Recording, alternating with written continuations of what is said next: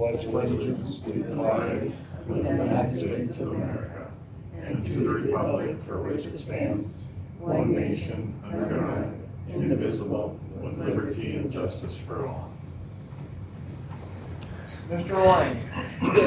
Mr. Radio. Here. Mr. Fuller. Here. Mr. Helmers is here. Consider approval of January 20, 2026 agenda. Anything new or? I have no changes to it. Make a motion to approve. Motion from the floor, second by Lawrence to approve the agenda. All those in favor say aye. Aye. Opposed, same sign. Motion carried. January 13, 2026 minutes.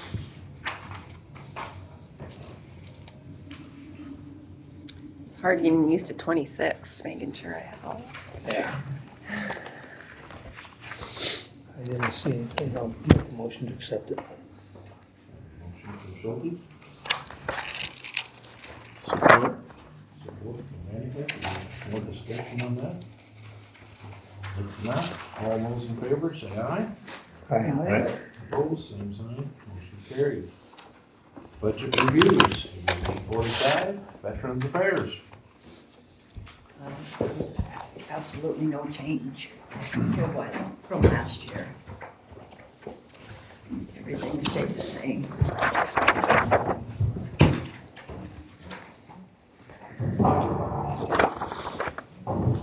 I just wanted to change your grant still 10,000, right? They didn't increase it I or? don't know, there's a whole, it just came out last Thursday. The governor, I don't know, I don't quite get it, but she says that there's 178,000 veterans in Iowa. And she claims only a third of those people are getting benefits, which puts Iowa at 44th. So she is not liking this, and she is proposing it go by incentive. The higher, the higher you get the veterans in to get them signed up for benefits, and if they get qualified for benefits, the more money apparently you'll get in the year, which you could get. That's just not right. You could get faulty or falsified claims, just to try to get those incentives. It's all, I guess, still in the works. I don't know what's actually going to happen. But you can't even use that 10,000, can you, No, that's what I don't understand. for any veterans help? No, in fact, so we used a good portion of it for, in June, we did, had an informational event and had different speakers, or not speakers, but from the VA hospital come, the cemetery come, Iowa Works come, just so that veterans can ask questions, that kind of information. We plan to do it again. We're going to try to do it every year. I work with Mark Carlson. He's the Ashton American Legion commander. He's very passionate about veterans. We hosted a Army-Navy game celebration. That was a good turnout for our first time. It was a lot of fun. We're going to try to do a chili cook-off for veterans this winter yet. So, and if you guys have any ideas or any suggestions or anything, I'll take any suggestions just to kind of have different things for. Jerry, I remember, I think you said something about doing Veterans Day for the fair or something like that. Yeah. I would love to be able to, if you guys do that this year, do whatever. We had 11 lost veterans in 2025. I did 16 increases or new claims. I got 8 veterans in the VA healthcare over in Sioux Falls.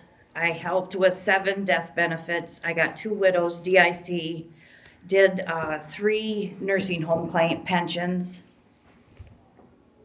and I think that's about it. If you guys have any questions. I want to say that from what it sounds like from other counties, you guys are amazing. You, Rochelle, as an auditor, and you guys as a board, you kind of just let me do my thing. It doesn't sound like that in other counties. So I appreciate you guys very much. If somebody's doing their job, I don't believe in micromanaging. It sounds like that's quite a bit that goes on. So I appreciate you guys very much. And if you think I can do better, please come to me. I mean, I'll take any suggestions, criticism, anything. You're not taking a raise? No, I got one last year. But if your board changes their mind, let me know. Yeah, I doubt that, but yeah, which is fine. I don't do this to be honest. Still. It's fine. Looks pretty good to me. Any other, yeah, any other questions? I think that thing last summer went over really good, didn't it? Did it? I mean, was it no change? Yeah, yes, it did. And we got a lot of positive feedback from it, so Yeah. we're gonna definitely try to do it again each year. I know when Craig was, he said that a lot of times you really have to kind of force them. He said most people don't, no, I'm not gonna, I don't need that, or, you know, I can get by Yeah. without that. He said it's And a lot it's of kind of a sad deal, because some of them Yes. really need it. He said. Yes, and not only that, but if they've got burnt once, they're Yeah. not willing to come back and even let you help them Yeah. at all. They just flat out refuse.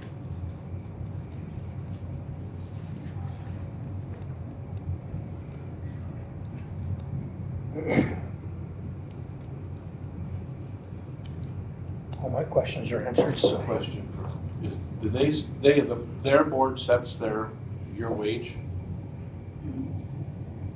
Like I say, 3%. If we went 3%, it would be 7. I think we should do But it. whatever. I'm not gonna Just say a think. word. Do you have a meeting today? No, it'll be Thursday. Okay, well, if they decide, just let me know and I'll get it Something changed. like Okay. Anybody else got anything else?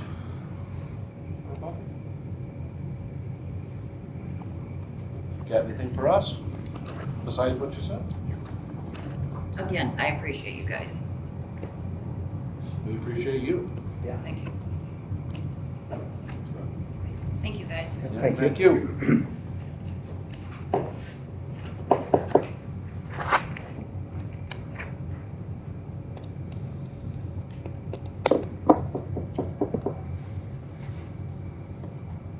You know, we've been pretty darn lucky with directors down there.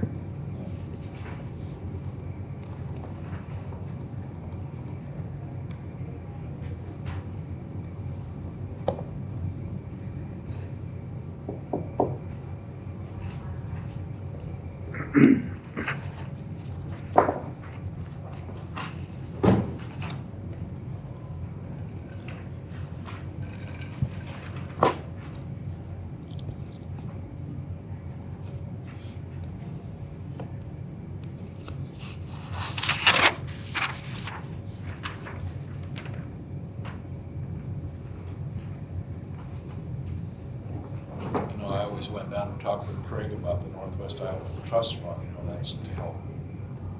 And he said, yeah, I brought that up to a lot of people, and they, ain't worth the effort, you know, so. And some of them could really use it. He said. There's a lot of them that don't want to take it. What are like hours? 2 days a week or half a I'm day? not sure what are her hours. She works Monday and Tuesday, 8 to 4, and then on Thursday, 8 to noon.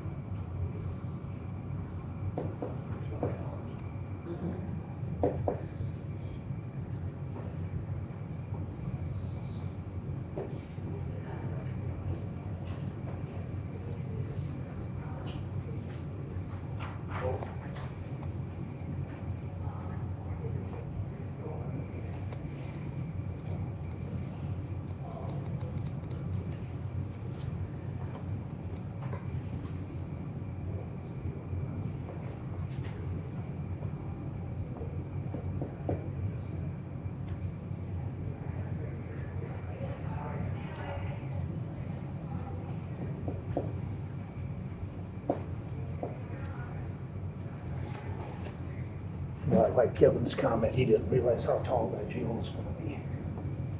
I didn't either. I guess the question somebody asked me that I answered. We are able to go 2 stories, aren't we, with this? But it's not gonna be 2 stories now. I don't believe so. I think that can be expanded down the road. Yeah. That's the way I took it when we were setting it up. Yeah, that's how I understand it as well. I thought that's the way it was, but I've had comments from the community about how tall. They it is. poured the south end cement.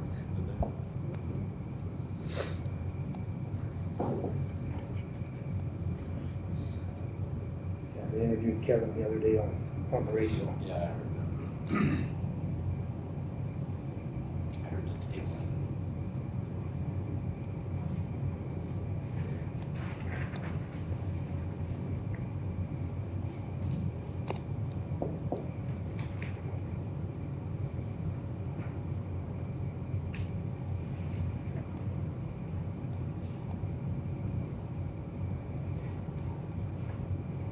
Have you had any more applicants for Sandy's job? Not that I'm aware of. I asked her how much longer is she gonna stay I on don't until think she forever? really knows, does she? No, I don't think That's she the way I does either. understood it. No. Because the way I almost took it when we interviewed the last guy, she even considered maybe staying on longer after we were done, so. Something about her social security and Medicare and all that. Wasn't really quite what she thought it was gonna Oh, be. okay. She didn't share that with me, so I don't.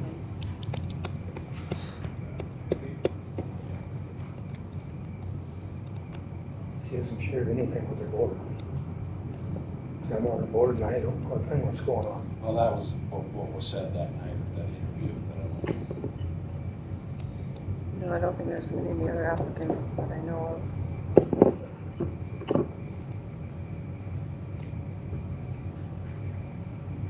She did do her, the front of her budget is that financial report. They put that wage, you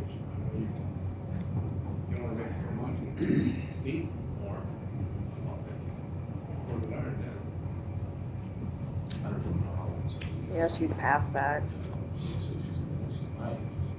Yeah, even a little bit older.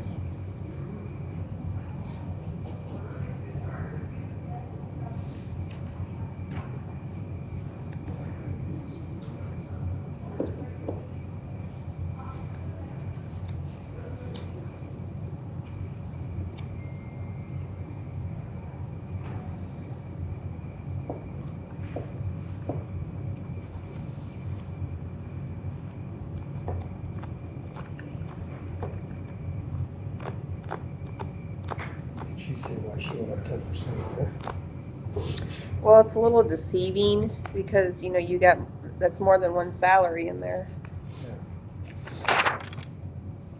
So that's why it's a little bit more deceiving, because she gave more, I think she gave everybody a 3% raise, so more hours and.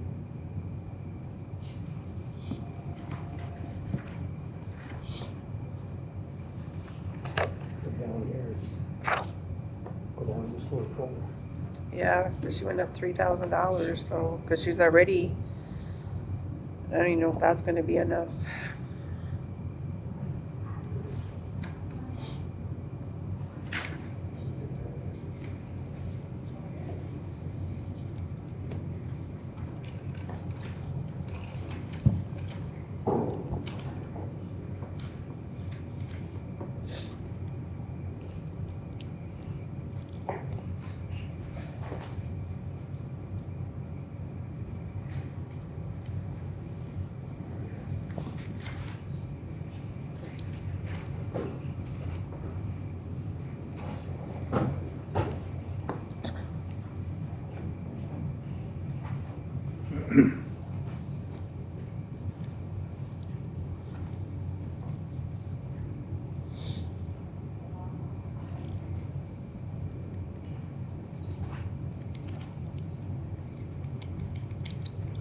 This camera is still distorted.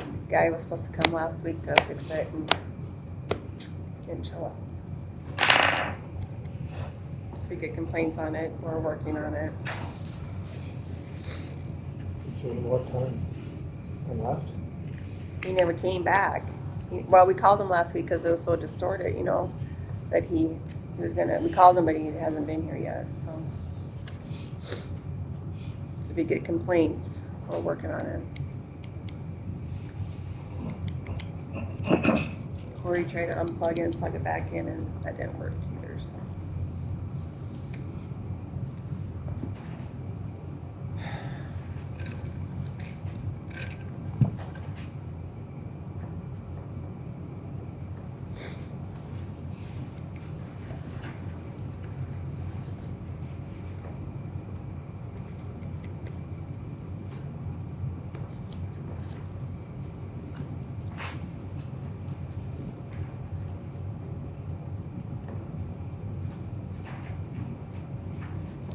Last year, we were $150,000 for the land, towards the new ambulance.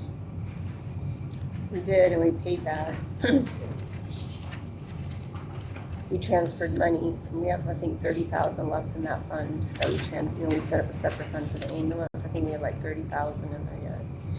We did, so she didn't budget it for this year. Oh, I don't know what that is. Is there not a claim attached to the end of it?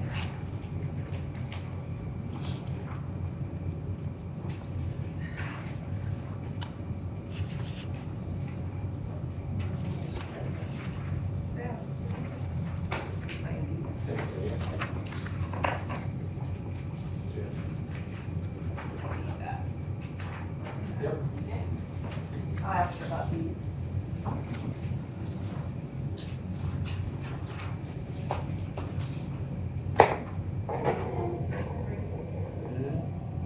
She's standing out there.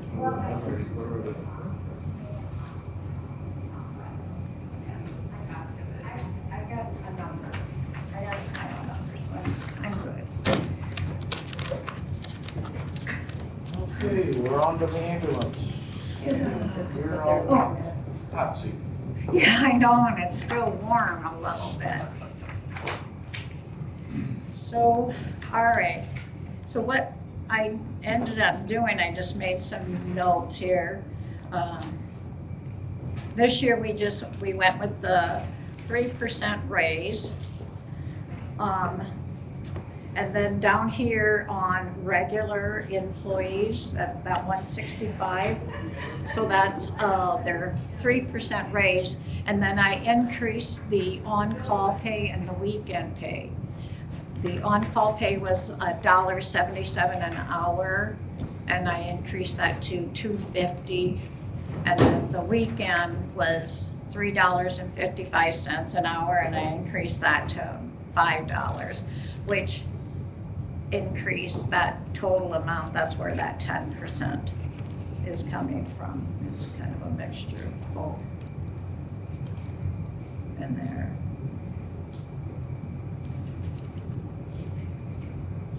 The PCC was increased to, I believe, $43,000, which is a 53% increase in there.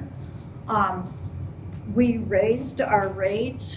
We haven't raised our rates since 2018, and when I kind of figured it out, it was like a 56% increase from what we had. So PCC collects 8%.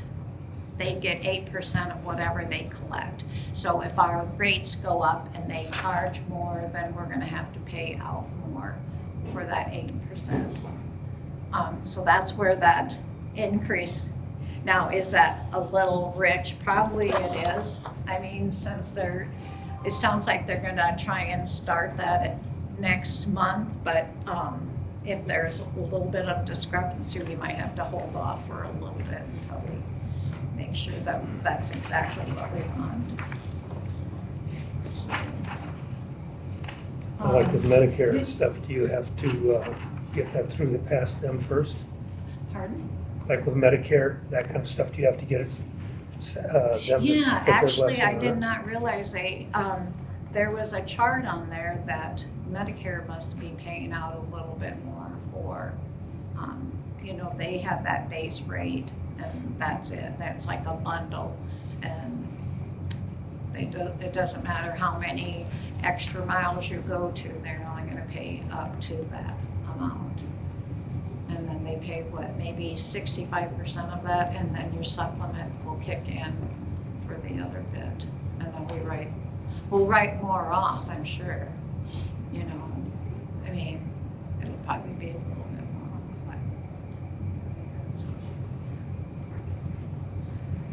So we have, we put in there $8,000 for the opiate, and then, what else were I was gonna ask you guys about putting some money into the building fund. I was gonna ask for $6,000. And then the ambulance, I budgeted that at $4,000, so I was gonna try and get somebody in to paint the west peak and replace that sign out there, and then possibly do the meeting room. We were gonna sheetrock it and paint it, that carpet. What did the deal end up with, why the rest of it didn't get cited? The rest of it didn't get cited because we were quoted, they said they did not quote it, even though when we asked them for a bid, we asked for the whole thing, and they only gave us that 3-sided stuff. I think Rochelle did a very good job of, you know, trying to get them to come back and finish that out. Didn't work. You ever tell us what it would cost to finish it? No, we were so Too frustrated with them Oh, afterwards. We yeah, weren't gonna you do know, it. we just, What was the after, figure for what they did? 25,000. Yeah, no way we can even No. think about it. I just thought it was. a That's little my bit- opinion. I thought it was a little too much, but I don't know construction, I don't know, That was too much. you know. And- Well, we thought it was for the whole building, so we thought it was a Yeah, pretty big yeah. deal, and then we found out Yeah. what it was. It was like, well, that was, and I know Yeah. you talked to the county attorney, and there was nothing. The only thing We we could could do- do is give them a bad review. You did do that? I think he's probably not gonna call us for references. For the painting, where did you have that? Here's one line item that says cleaning and painting. It went Well, to 4,000. Yeah, You said it was somewhere else? no, and then, On page 4 of her budget, yeah. at the bottom, you have that 6,000. Is that That's where, 6,000. that's where you're planning to do it there?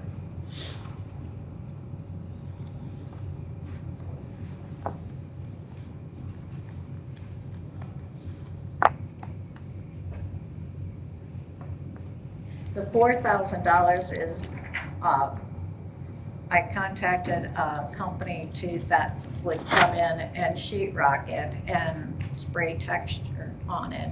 Obviously, we've got to do a lot of the other, you know, tearing it down, and we thought maybe we would just leave up that particle board or whatever that is on there, and then they could just sheetrock it. And then,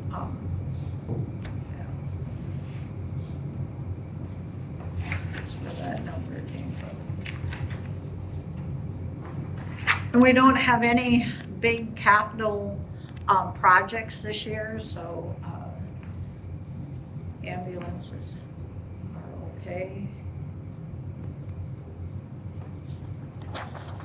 We did have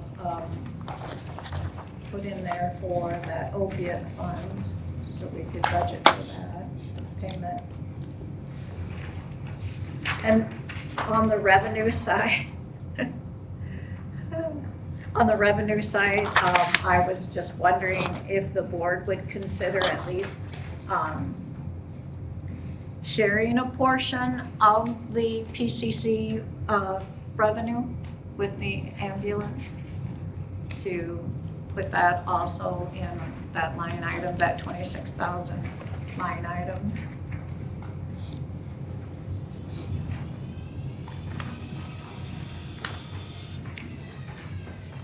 So on page 4 of the revenues, that's where we have it split out between general and emergency, medical emergency services, splitting PCC's money. This is reflecting splitting that. Mm-hmm. But the expense for PCC isn't split between the two. General fund's paying for it. I Right. don't understand why.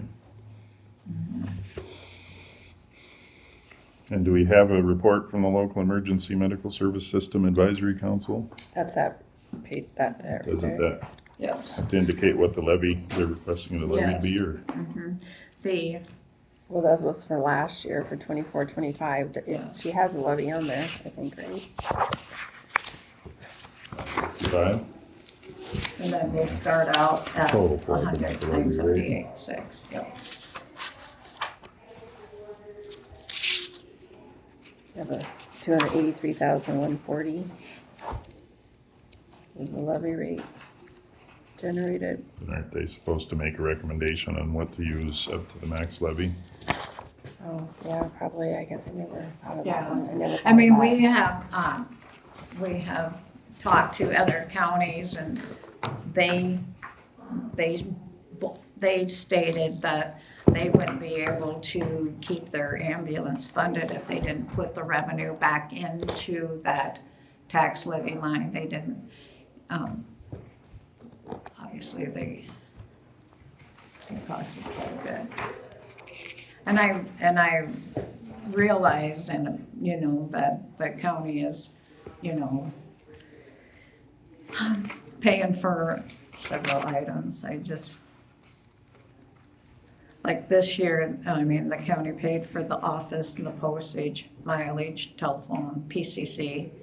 I don't know if there was a private duty nurse, but I'm not really for sure how that got in there.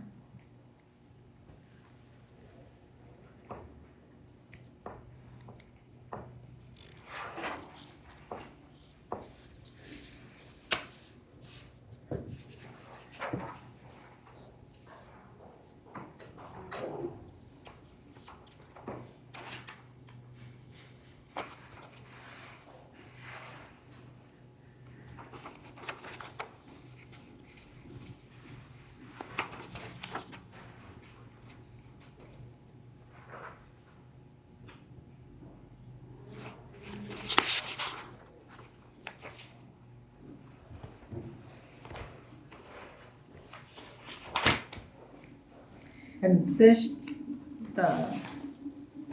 is it 25, 26, is that correct? It was like projected at 316,000. I was thinking that I got that number.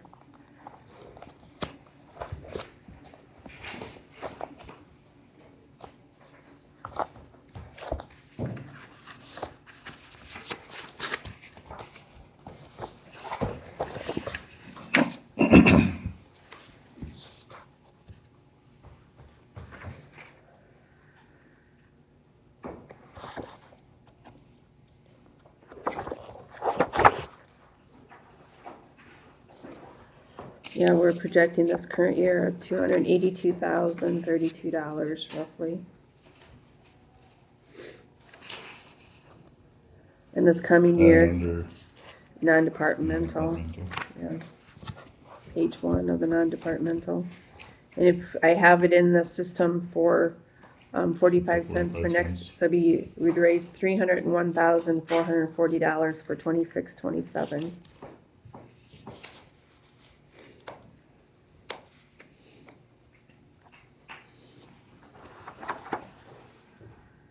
Of course, we'll get a little more of that because then we get reimbursed for, you know, homestead credits and all that and utility stuff, but because the utility excise would be $4,284, so we're looking at another $4,300 on top of that. So roughly around 3,000 or 305,000 roughly between the two. What was that under non-departmental? Okay, on page 1, if you go down to 26,000, Okay. You see the 301, 440, You're saying funds, when you say 26,000. 26,000, yep. It's like 1, 2, 3, 4, 5, 6, 7, 7 line down. Non-departmental revenues, page 1. Expenditures, sorry. That's all right. Expenditures or income? Revenues. The 45 cents would generate that 301, 440. And then if you go to, then of course you get, you know, that's without gas and or utilities. Utilities would be another 42.84. That's on page 5. So you add those two together, that's roughly what she'll be getting for tax revenue, Yeah. roughly. About 3. I was just, how do we get away from that, interfund loan? When would we have to have the? Well, we're probably general- close to that, not doing that, you know, it just depends on your reserves, Yeah, oh, okay. you know, but, you know, last year, I think you had your ending balance was, Yeah. That's what, 73.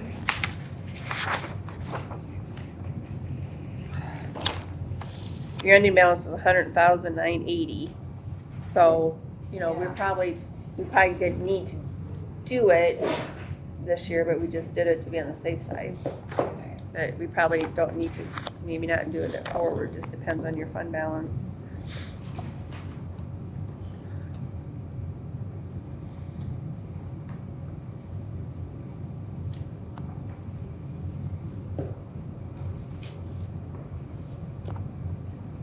Anybody got any questions? Comments? I just think we need to do a better part of expecting the local emergency medical service system advisory council to make a recommendation that came with the voter approved levy. We need to honor the requirements of, I don't know if it's ever met. Has it? Sandy? What's that? We had, yeah, and I may be I think I was remembering on it that. correctly, I but I don't think recall. they're supposed to recommend what the levy should be each year. Who was on that? I was on that one. yeah. You Ty Schultz? and Ty, there's Ty. Schulberg, maybe? Don Schulberg, Berlin. Mark Bramer. Yes, Mark Kramer, and I can't remember, I don't think Dan was, I think Mike, were you on? I don't think so. Okay. Jerry was the I think supervisor. there was like Unless I 8. missed it, I don't remember. Yeah, no, we haven't been, I can't remember if we met. It might have been on a different, for something different than the tax levy. Jason, would you like to see that done before we make a final decision? I think, if you recall correctly, code requires them to make a report and make a recommendation. Yeah, I'm uncomfortable not receiving that. I think we're gonna have to go to the 45, but we need to do it in the right order. Yeah. 45-cent levy. Are you comfortable with splitting the 150,000 revenues from PCC? I just struggle with the expenses aren't coming out of the levy. I'm not sure why the levy fund gets the. Well, we can, I don't know, maybe we can look into it, maybe we can switch it back Well, into that. I mean, in the I mean, beginning, PCC is, or you're paying for 8% of, you know, PCC is bringing 266,000 and you're paying only $22,000 for $266,000. I mean, Right, but then I mean, theoretically, and the I, yeah, emergency services levy should be paying that 22,000 to get the. yeah, and then the levy should pay the 22,000 if they, and we can make that, I guess we can meet and make that and try and decipher if that's how we want to go through things. Yeah. I'm You budgeted 43,000, we're saying 22,000. Yeah, this year we're we're gonna budget a little bit more just because of the increase. Yeah.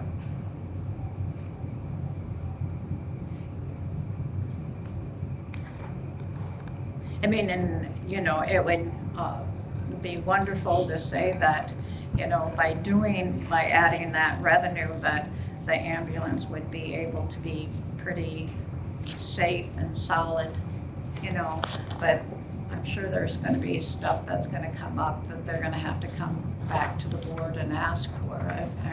I don't foresee that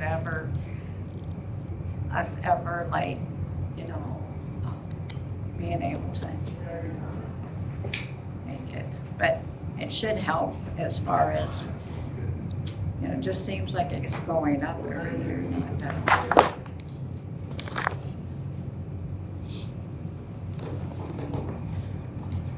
How close we're gonna stick to on time, but if nobody else has anything else, I don't.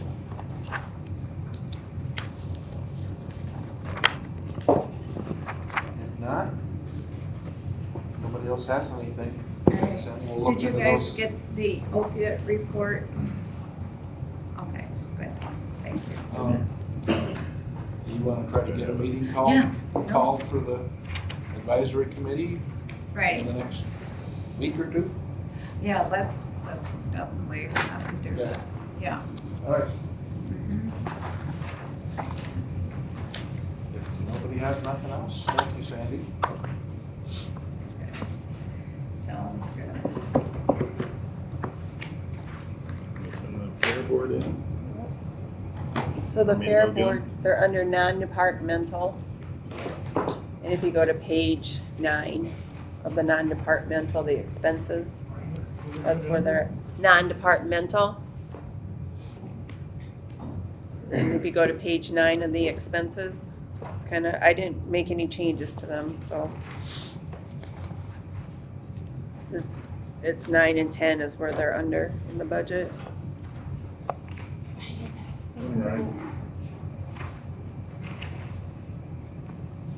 Middle of the page, the 4-H premiums are 7,000, and then Good morning. So Steve, Flying solo this year? No, Scott's on his way. Give him a couple minutes here. He'll be here.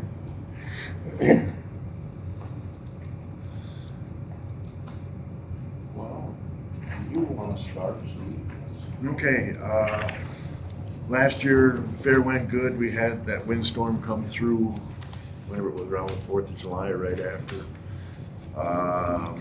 Took out a fence, took out ridge cap on our beef barn, took out a lot of trees, bleachers. We found out the trees, not insured, we didn't get money on them, but we had a lot of volunteer help to get that cleaned up. That went well.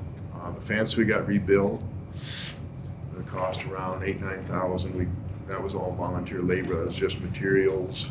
The ridge cap on the beef barn, we're still waiting for somebody to fix it. It's about a $10,000 fix, and it's a real steep roof, and nobody wants to go up there and do it too bad. So, Randy Volke said if he couldn't find anybody else, he would do it this spring. So hopefully we'll get her done before it goes to raining again. There also were 2 sets of bleachers, portable bleachers, that got tree fell on. We just junked them. They paid us for them. I don't think we have to replace them. We just don't need them. It seems like we have plenty of bleachers, so we'll see how that goes. 4-H numbers are holding it pretty good. We got 100 4-H registered plus 28 Clover kids, so around 130 kids. So that's staying pretty steady. Cattle numbers were way down this year. We usually weigh in 180. This year it was 100. So,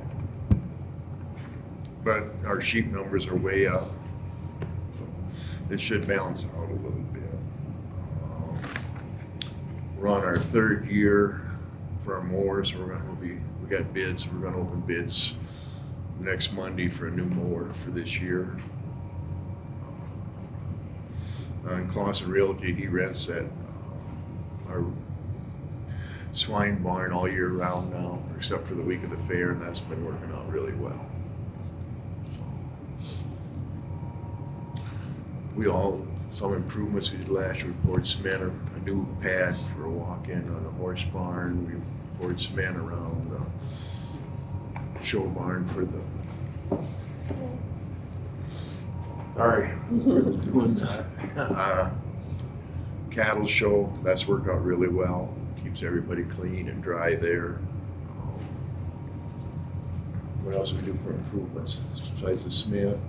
We pour cement, some walkways, right? Over The by bathrooms. the bathrooms, yeah. Hand dryers Oh, that's right. and changed toilet paper, otherwise we have septic, or not septic, sewer problems. When oodles of paper towels disappear. So we got hand dryers in 2 of the bathrooms. I took care of the paper. I took care of a lot of problems Yeah. as far as us cleaning out sewer lines. And the guy from Dune, Lelux, Deluxe. he says, switch to Angel Soft. And That falls apart. the other 2 bathrooms, we're gonna put in hand dryers this spring or summer, and so we won't have any more paper towels to deal with.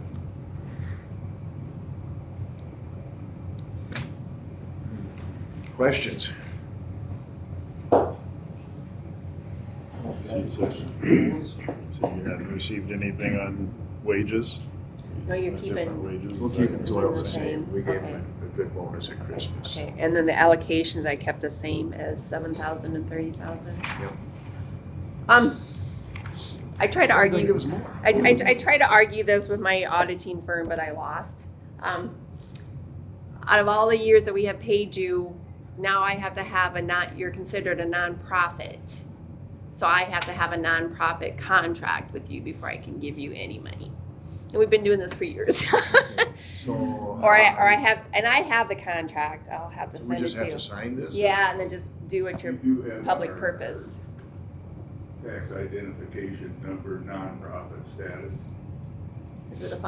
Oh, maybe I don't have that. Maybe if you could provide that. Maybe you could- 501c3, right? Yeah. Yeah. Well, it's agriculture. Yeah, but we're a you have a copy 501c3, of not a that? 501c1. Okay, give me a copy of that, and then maybe I don't have to require this. Okay.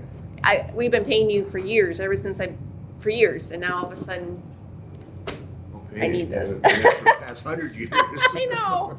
I try, it's like, what? But that's just FYI, so if I could have that, maybe I don't need it then. 501c3, okay. Just make me a copy of it. If you give me your fax number, I can have Have the girls, I can't do it, but the wife would fax it. the girls can give you that number. I don't know What's so about funny paying. about that? It's a normal reaction. I could text. Yeah. Yeah, so maybe then I can send it to them and maybe I don't need it then. But that was just one of the Well, I things got that brought up sheet this year. somewhere now, yeah, you put me on the Yeah. spot. Sorry. I got a couple copies. You do the one from the government? Yeah. Oh, good. Okay, that's, like I said. I know it's there. He said I need to do We got that. any other questions for the guys? Any questions for us? No, it's been going well. We did a little project this fall, just this winter now, redid around the scale house for the beef weigh-in, put an office in there and stuff. Turned out really well, worked super for weighing in cattle. But numbers were way down, huh? Mm-hmm. Yeah, a lot of people who always bring cattle just didn't. Now the Marcos didn't bring cattle. Zach Wilson, they didn't bring any cattle. So that was kind of a surprise. An expensive project. $3,000 for a feeder calf.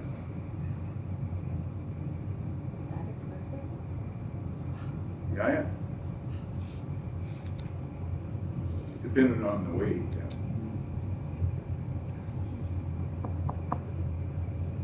Anything else? Anybody's got? And you're okay with the insurance and everything, right? Yeah, we got, oh, that's it, we got a check from insurance for 27,000, that's all in the bank right now. The money we spend on the fence and stuff, that just come out of our regular budget, we didn't have to use any of that yet, so. We'll have plenty to cover the cost of fixing up the beef barn and hopefully a couple other things in.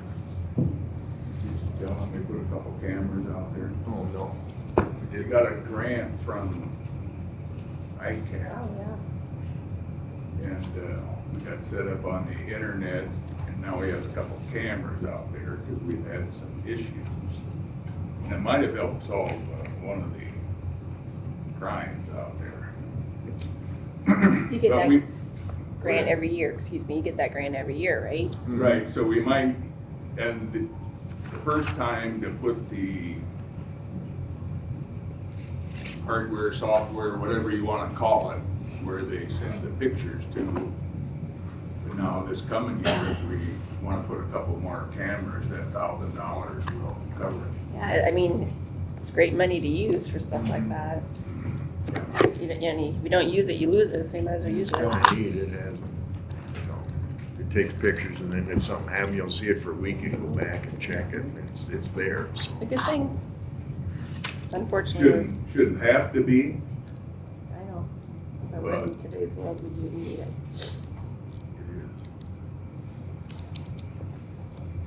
Okay, Good, we gotta keep moving. all right, thank you very much. Thank We you, do guys. appreciate Thank you for helping your us out. support. Thank you. If you wanna, we're having bull riding this summer, and there's gonna be an open class. Tell me you needed another bowl. Thank you, guys. Okay, no. Sheriff Partners, fiscal year 27 health insurance and employee benefits. Good morning. That's your fair representative, or? Mhm. Okay, Yeah. very good. Alright. Morning. Morning.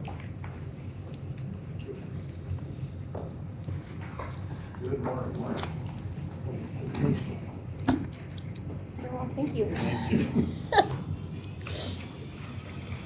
Anything tastes good to me, you know, something. All right, so we're gonna talk about the ISAC Group Benefits Program renewal for July, which is fiscal year 27, so the year in which the plan ends. So this will run July 1 of 26 to June 30, 27. For the last number of years, we've not made any plan changes or underwriting changes. We've had a strategy in place that has worked, but new this year, we have made a number of changes. So we have a whole new underwriting methodology. We're no longer looking at 3 years of data. We're only going to look at 2. And we have all new plans. So we had plan names that didn't really make a whole lot of sense, that didn't coordinate together. Some plans had separate pharmacy and out-of-pocket maximum, some were combined. So we streamlined the portfolio, but there are going to be plan changes. Both of your plans are changing quite a bit. So we'll talk through those changes as we go through the presentation. There's a table of contents and then there's a renewal forecast. Your county's risk has been very good, and so you're getting slotted to a better rate as a percentage of the median, which is going to mean your renewal is very favorable this year. And it has been for a number of years. I think last year you were a negative, let's see, well, we were about a 2% increase last year. So we're a negative 0.6 for your healthcare at the very top. The market's 8 to 12. The ISAC pool is running better than the average, but your group is one of the better performing groups within the 31 counties that are a part of the program today. Your partial self-fund, all of your Midwest group benefits stuff is all in a rate guarantee on those admin fees. Dental's a 1.1% renewal. Vision is a no change. Accident and critical illness is a rate guarantee, as is the voluntary AD&D. And then COBRA administration will continue to be paid by the association. So ISAC pays for all of your COBRA administration because you're a part of the health program. The HSA administration, do you still have that with Midwest Group Benefits? I thought at one point you had talked about moving that to a local bank. Yeah, and we do. It's a local bank. So it's no longer with MGB. I didn't think it was. Okay, all right. I'll make a note of that.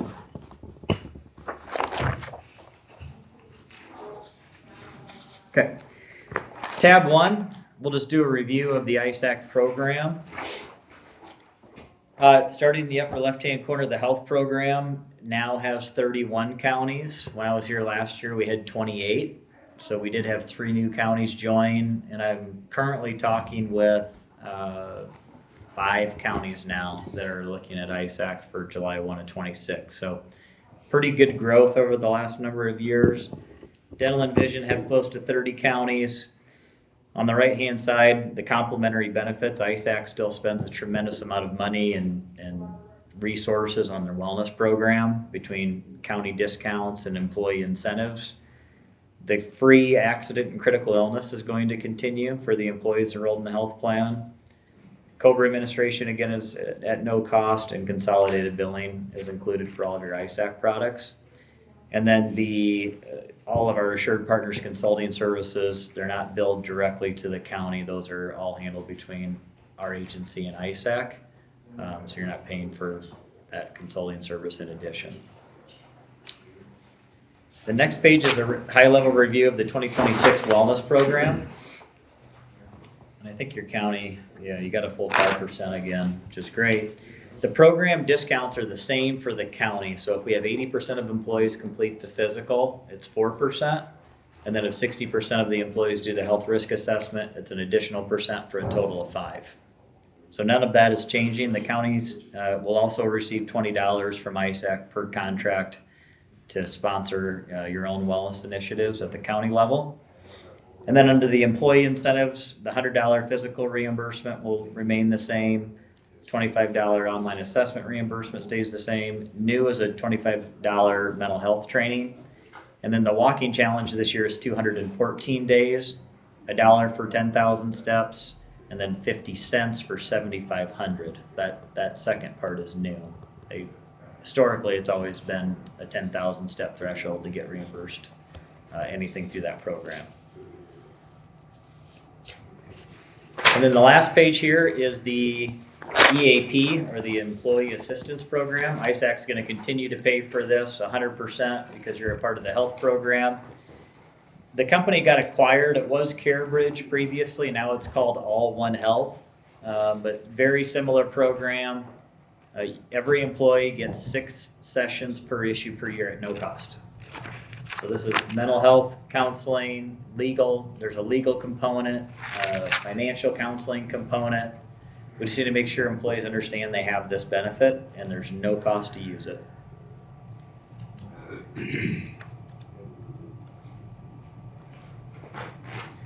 Okay. 6 sessions in each category or across all the categories? That pertains to the mental health counseling, the 6 sessions per issue per year. I think there's a 30-minute consultation for with an attorney and/or like a financial advisor.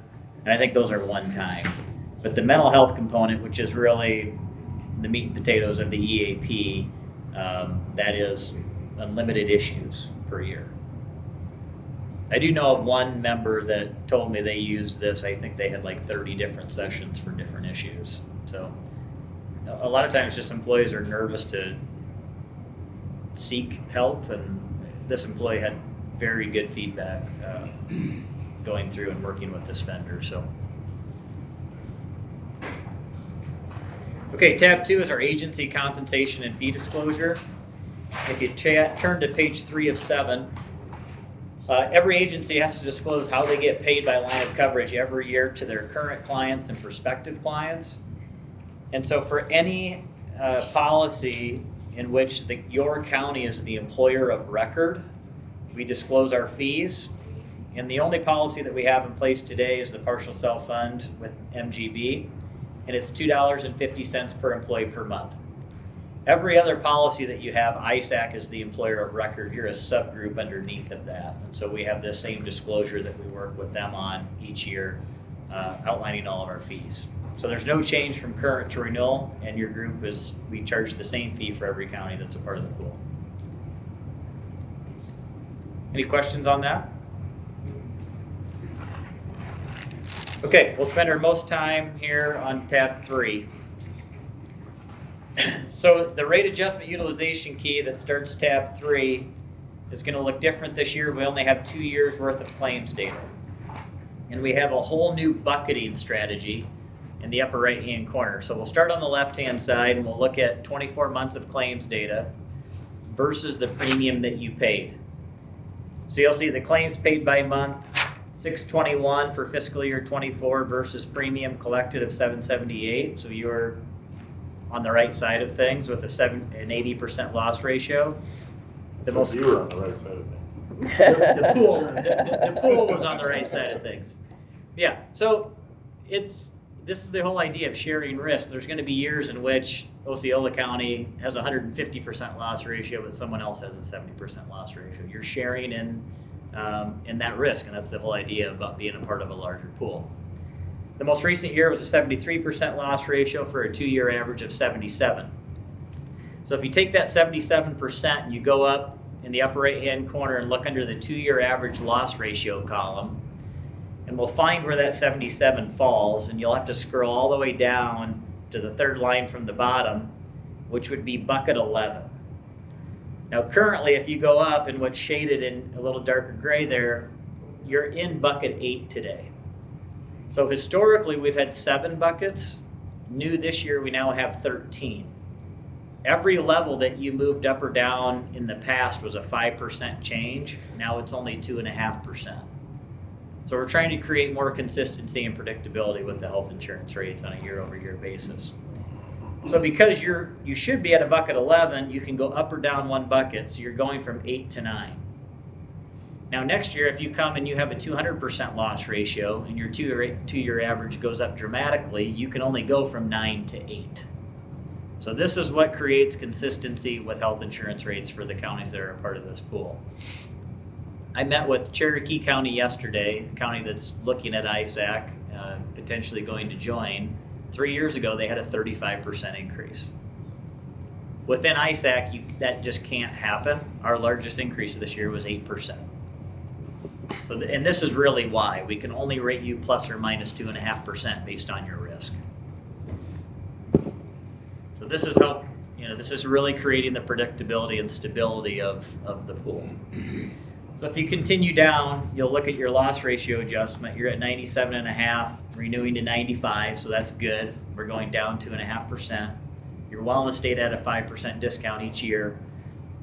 So your net percent of base rate is 92.5, renewing to 90.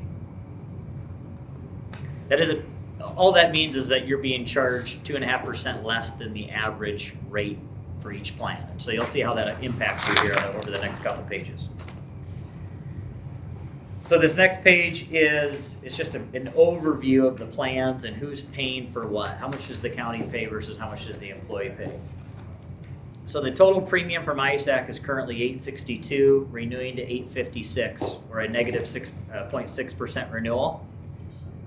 Your budgeted HRA and HSA contributions, we currently spend about $118,000.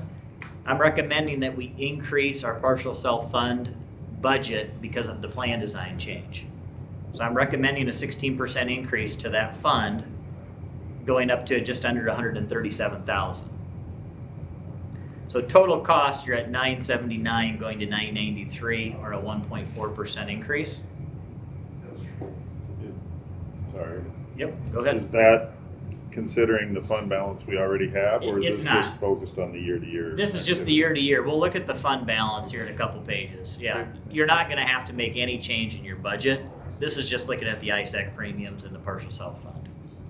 So the employees pay $182,000 today, and the county pays about $812,000 for the renewal. The next page, we'll look at the plan breakdown between current on the left and renewal on the right. Both of your plans are changing. So you currently have a plan 11E, which is your traditional plan that has not an office visit, but an office co-insurance benefit for office services. And then you have 12C, which is a high deductible health plan that we pair with an HSA. The renewal plans will be called Plan 1 for your traditional plan and Plan 5 for your high deductible health plan. As we work from top to bottom, the deductibles for Plan 11E renewing to Plan 1 stays the same. Plan 12C, it's currently $3,354, renewing to $35,000 and $7,000. So the single stays pretty much. We had to increase the single deductible because of the IRS thresholds that they set each year. But we did when we modernized these plans. Traditionally, these health plans have a 2 times deductible for family. 99.9% of the plans sold in the market, you take your family times 2. We had not done that on our high deductible health plans for a number of years, and so we are making that change this year.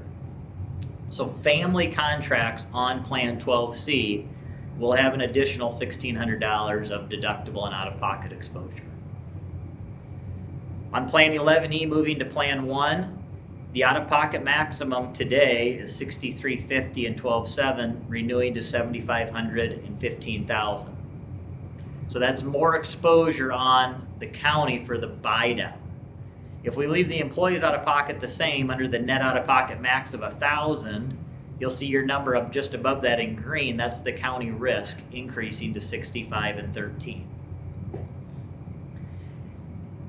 Let's make note of the footnote at the very bottom of these 2 plans. And this is an important change that's going to be a benefit to employees. So your Plan 11E today has a separate pharmacy out-of-pocket maximum of $1,250. So someone that's using medical and pharmacy today, they pay co-pays on pharmacy up to a $1,250 maximum, and they pay up to a $1,000 medical out-of-pocket. The renewal plan, those out-of-pockets are aggregated together. So medical and pharmacy all tracks towards the same out-of-pocket, which is the norm today for most commercial health plans. So your members, if they're using medical and pharmacy, their out-of-pocket maximum will be cut in less than half. Does that make sense? If you add the $1,250 and the $1,000, we're at $2,250 for Plan 11E. The renewal Plan 1, medical and pharmacy are combined. So that's a really good change for the member. However, that does cost the county a little bit more in the partial self-funding, which is why I'm recommending we increase on. We have more of a budget there for that expense. The other change I want to point out for Plan 1, Tier 2 and Tier 3 copays for pharmacy are increasing for the first time in 8 years. We have not done a pharmacy copay change in the 8 years that I've worked with ISAC, while pharmaceutical costs have gone up tremendously. So there's a $10 increase on the Tier 2 copay, $15 increase on Tier 3. The last 3 copays are all for specialty medications, and 99% of the membership within ISAC are not paying copays for those specialty medications because we have a separate program called Prudent RX that members enroll in that waives those copays for those members.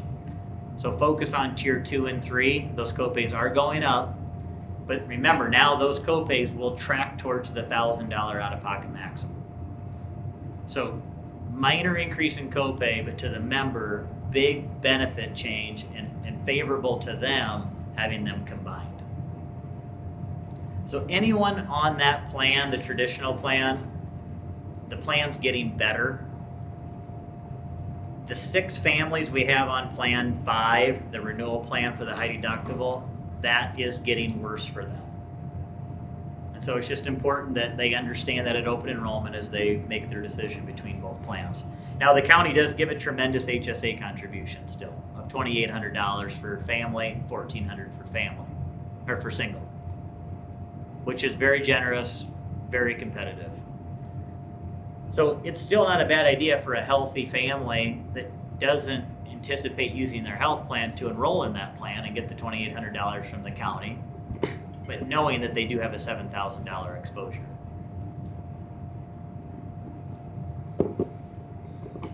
Any questions on the plan design changes? We have most of our employees enrolled in the traditional plan now. Roughly 80% are in that plan that is going to get better for the employee.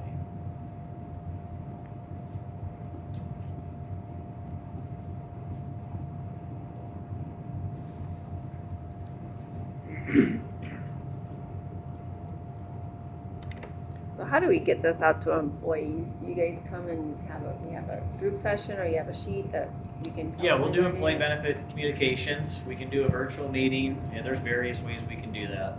Okay. Yeah, but we'll have educational material to work through. We can do a pre-recorded open enrollment meeting. So there's Oh. a lot of different ways we can do that. Okay. Yep, but the co-pays are all staying the same, the ER benefit stays the same. Really, for 80% of your employees, it's a plan enhancement.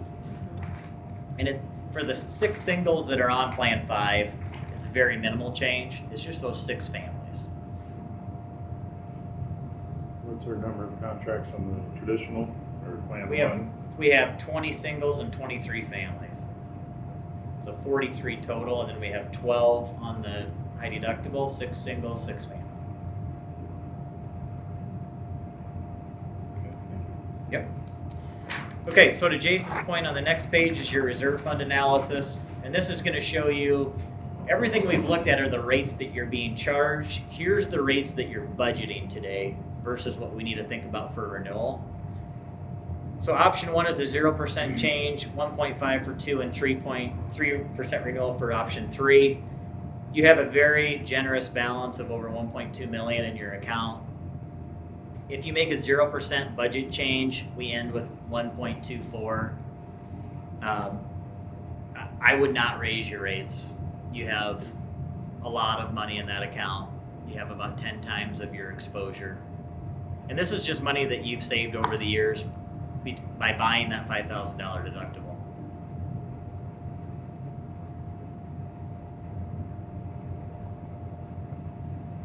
So I would just keep your rates as is. And as far as like Complicate accessing, that, or get your opinion on if we were to put into place a wellness participation yep, policy. My thought was, because we don't currently have employees pay anything towards single yeah, and 50% family. Just a thought is, do we now change to employees paying 10% of single? One policy, or I think the ISAC draft said then the same dollar amount would apply to family participation. So you'd pay twice, I guess. You'd pay single and family. Or if they participate in the wellness, then they get that percentage back. back. Yep, so what I would do, Is that, 10%. how do we incorporate that with the rate structure consideration? Yep, so it would just change, the total costs don't change, but it's just who's paying for it. 10% certainly is an option. 10% of, that's $80. A lot of counties have started at $50, and that's worked pretty well. So they charge every single $50. If you participate in wellness, it goes back to 0.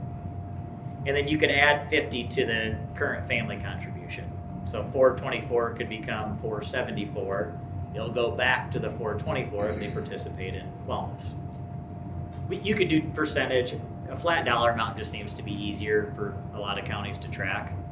But it can't be a penalty. It can only be an incentive. So everyone has to go to a new baseline that's increased by just 50 for the example, and then they can get the incentive back. Okay, so so you charge them immediately, they're paying the $50, and then they get it? You need to have a grace period. This probably. indicates that it would be determined for the next Yeah. year. Okay, So so if they you participate this year, your following year's rates would would be the $50 Correct. more. Correct. Some counties change those rates January 1, some do them July 1. There's a lot of different ways to do it. In a lot of cases, counties are struggling to get wellness participation, so they have to do something like this. Your county's doing a good job. Barely, it seems. But this can help prevent and if you do lose the county discount, the employees are paying more for their insurance. And I don't want to penalize our employees or make it exorbitant, but we're talking $41,700 a year. So $25 a month doesn't begin to cover or come close No. to the exposure the taxpayer has if our employees don't want to participate. So I Correct. do want to make it significant enough that I wouldn't go any less than 50. 50's worked well with a lot of counties that were struggling with wellness that got 5% immediately. $600 a year is real money. And if you want to do 10%, certainly you can do that too. So that they did 50 for single, and if they had a family, that was another 50, so they could.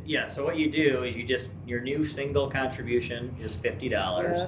And then they added that 50 to what the existing family contribution was. So they would pay no more than $50 per month if they didn't participate between, Correct. if they're Correct. single or family. Yeah, they're gonna pay that $600, Yep. and then, or they would pay the $600, they get it back as an incentive if they participate in wellness. How did that work with unions? Well, unions can't, Have a conversation with them too. yeah, a lot of unions can't bargain benefits anymore. I know there's The only one we do has Sheriffs. that option, yeah. Yeah, so there is that conversation to be had with them, but everyone else just has to accept that this is the new policy. Most counties, and I would say at least half of the ISAC groups, they had very little issues with this. But to Jason's point, it's a good way to make sure that you're never going to have an issue with wellness participation, and if you do, you're collecting some additional dollars from the employee. Because you want to keep the full 5%.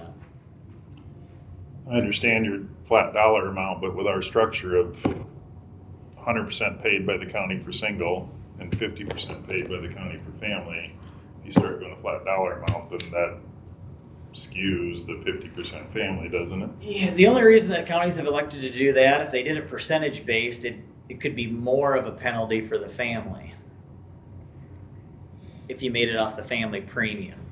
So that's why, whatever the incentive is, because you can't call it a penalty, but whatever the incentive is, you really want to make it the same for single and family. Which you could do that, just take 10% of the single, call it $85, and that's the additional cost share for family. So you can back into it either way. But I would try to make it consistent, so every employee has the same incentive, dollar amount wise, or else it could be a discrimination Maybe you issue. just don't do family at all. We just changed the single, and it doesn't matter if they do single or family policy. It's just applied to the single premium. I would do it to family too, though, because we have more families than we do singles. So I would just make whatever that incentive amount is, add it to what the existing family contribution is today. So today it's $574 and $424. You just add another $50 or $85 to those amounts. Tell them that that's what it's going to be January of 27 or July of 27. But if you participate in wellness for 2026, you're going to get that back, and it's going to stay the same. It's really that simple. How are they gonna get it back? Then we would pay them back? No, or- you just it's just a reduced payroll deduction. The only negative, the administration of this, you'll have some employees that get the incentive and some that don't, so you have some additional payroll deduction amounts. And it's a one-time adjustment, once a year. Just a little more backward for you. I'm trying to think of like pre-tax, their health insurance premium. It's you all know? still pre-tax. Just trying to Yep, so the figure this out pre-tax in my amount head. just goes up if they don't participate in wellness. So if they don't participate in the wellness program in 26, Yep, and starting in 27, they would have to pay the extra $50 per month, correct? yeah, but the way to communicate it is, everyone's going up in 2027. If you participate in 2026, you can get an incentive to come back down. Pay an additional portion. It's just really important how you deliver the message. You can't deliver it as a penalty because that's a federal, you just don't want to do that. There's some federal legislation and compliance laws that prohibit employers from penalizing folks from participating in a voluntary program. So it's all about the So if they delivery. participate this year, they don't pay next year. Correct. They get the reduced cost. Yep. So it really doesn't come out of their check. It just stays the same. It stays, they're getting the lower of the two amounts. Exactly. We're just gonna have to implement this sooner than later because we started our new.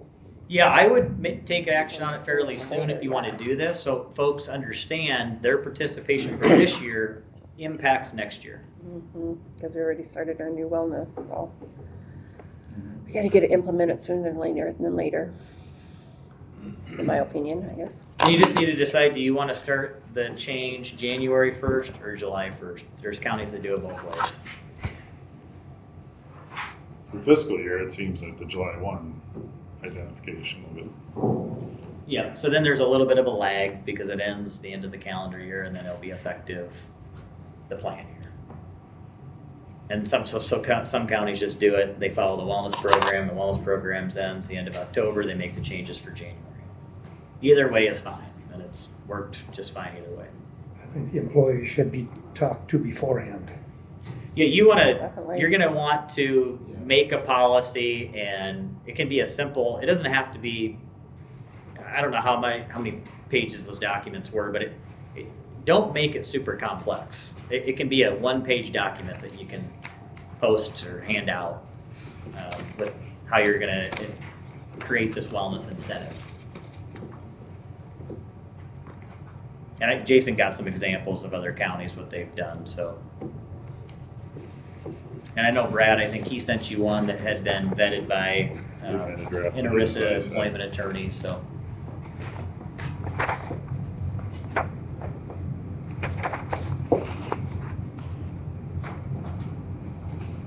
I think that's a good idea. I think for the long-term future, just securing that 5%, and if employees don't participate, they're gonna pay a little bit more. I think it only makes sense. It's a simple task. It's simple. Get your Simple. physical and do the health Yeah, reimbursement, it's it's not hard. And, you know, my office is more than, we have a couple employees that don't have a computer, so they come to our office Yeah, and they you'll use our help. computers and we help them. Yeah, And and we're more than willing to do that, yeah, so and that's great. whatever it takes to get our 5% discount will help. Yep. Okay, so I wouldn't change your budget. The other question is, you have 1.2 million there. How do you ever use it? A lot of counties are struggling with, we've amassed this balance, but what do we do with it? Now we can just continue to reduce it, but at some point that's gonna have a compounding effect where you'll have to make a larger than what you should have premium increase. So we have had 2 counties now take dollars out of that account to repurpose them elsewhere. So I do know it's possible. They've worked with state auditors to do that.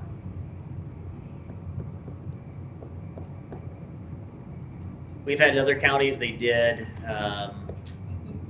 additional HSA contributions or payroll deduction holidays where they actually waived cost share for some employees because the employees helped create that pool of money where they then gave some of that back without charging them. There's different ways to do it, but. I understand that, but on the lion's share, It's the county county, dollars. yeah, yep, Very minimal yep, employee contribution to that fund balance. yep. So what you can also do where the county has a. I shouldn't say premium county holiday. dollars, taxpayer dollars. Yeah, yeah, That's my focus here. yep. But you have a great balance and there's just no reason to increase rates. All right, tab 4 is dental. This will be much easier. You have the best dental plan that we offer. It's on a voluntary basis, so employees pay the cost of this. It's a $2,000 annual benefit with a $2,000 orthodontia benefit for dependents below 19. You'll see the new rates in red in the bottom right-hand corner on a monthly basis. Very minimal increase. $50 flat for single and $121 for family. Implants are covered through the dental plan now, and Checkups Plus is a benefit where your teeth cleanings do not reduce your $2,000 benefit. So you have about a $2,500 dental benefit if you get your teeth cleaned every 6 months. Really good dental plan. And there's no way that we can just do like employee with kids or have this family, all or nothing. You can. Yep, go to the next page. We have 4-tier rates as well. Okay. On the right-hand side, you'll see your rates highlighted there at the bottom. Right below that are the 4-tier rates and what they would look like. It does push family up quite a bit. That's the negative. Because when you give employee, spouse, and child a big discount, we have to collect the same amount of premium. Okay. I get asked that question, so right Yeah. now, right now the county don't offer that, it's either family or single, right? Or we can't offer the You could offer 4-tier rates, yep, one but or right the now, other. we don't though, currently we just use a tier. 2-tier. Yeah, Yeah. okay. But that's a lot for family. Wow. Yeah, because employee spouse goes down and employee child goes down. I just get questions on that every Yep. year, so. Yep. The next page is your vision with Delta. There's no change in the plan design, the plan name, or the rates. So everything stays exactly the same. It's a $10 eye exam copay annually, $150 allowance for contacts each year, or you can use the frame benefit every 2 years for $150. Think of vision insurance as a discount card, really. It's not like healthcare where you pay up to a certain amount and everything's covered. You can still go to the eye doc and spend a tremendous amount of money on glasses, even though you have vision insurance. Sometimes I wish dental was part of the medical, because, you know, if we don't have good teeth, that affects, but Yeah. it'll never all happen, but I think Yeah. that should be part of the medical too. Yeah, a lot of it doesn't. cancers start in the mouth. Yeah. Diabetics are diagnosed through an oral exam. Well, families just can't afford. Yeah, I know. I get it. I know. I get it. So unless you're having any issues with Delta Vision, you've been with them for a long time, I just renew as is. And then tab 5 is your Reliance products, or excuse me, your Voya products. First one is the accident insurance, so ISAC pays for employer paid accident for all employees enrolled in the health plan. And you'll see that under the core employee only, it's 0, because ISAC's paying that, and then employees can buy up for their spouse, child, or full family, or they can buy the enhanced plan with slightly higher payouts. It includes the wellness benefit. It's 24-hour coverage, which means you can submit a claim for any on or off the job accident. And it's portable, so you can take this with you post-employment, same cost, same benefit design. And then the backside of that sheet will show you all the different payouts based on the severity of the claim. And then we have critical illness. ISAC 2 years ago elected to pay for a $5,000 critical illness benefit. We had 38 employees for 2025 get paid the $5,000 that had one of these diagnoses. And then just in my meeting before here, someone in the crowd said they looked on the schedule of benefits and saw that they had something that they could submit a claim for. So we have another one coming, but great benefit. It's more serious diagnosis, heart attack, stroke, cancer, that would pay that $5,000 benefit straight back to the employee and not coordinate with the health plan. So skin cancer, you can. It's a 10% benefit. Yep, so they do cap that, but you can do it up to 10 times. Okay. And then we have a voluntary buy-up, so employees can buy this in $10,000 increments up to $30,000. What's unique about ISAC, because it's so big and we're buying so many policies, we got a composite rate buy-up, which is really unique. So as you get older, critical illness gets very expensive. With ISAC, it stays the same rate, $12.30 per month per 10,000. You can also take this policy with you post-employment. And then last, we have the voluntary AD&D program. This is a legacy plan that's been in place for 40 plus years. If you pass away in the event of an accident, or you have a serious disability, loss of a limb, hearing, speech, things like that, it pays a percentage of the amount that you purchase. And on the back side, it'll show the different benefit amounts and the premiums that are associated with that.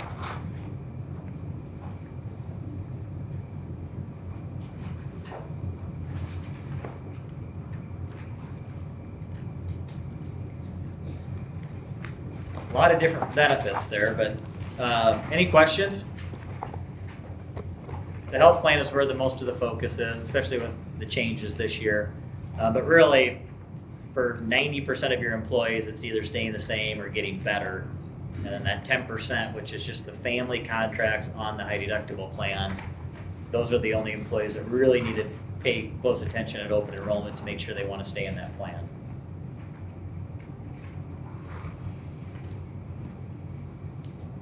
Any other questions? Comments?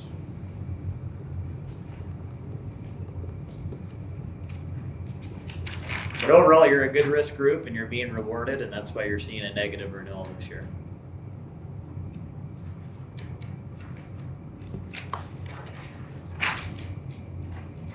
Okay, thanks a lot. Thank you.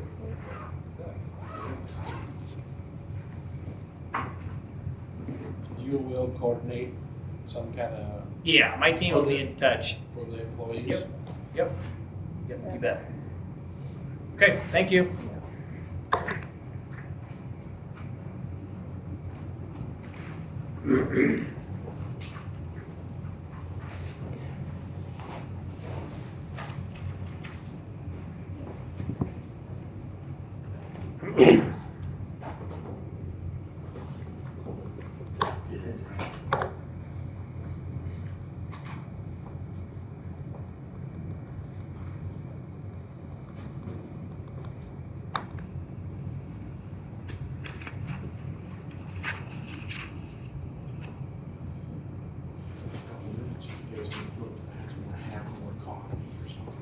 Well, you want some more coffee anyway?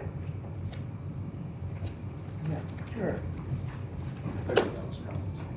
Yes, he does it. I'll have to go too.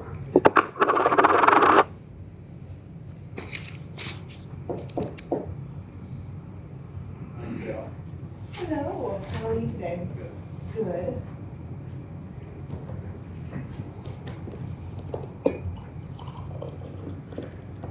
Thank you.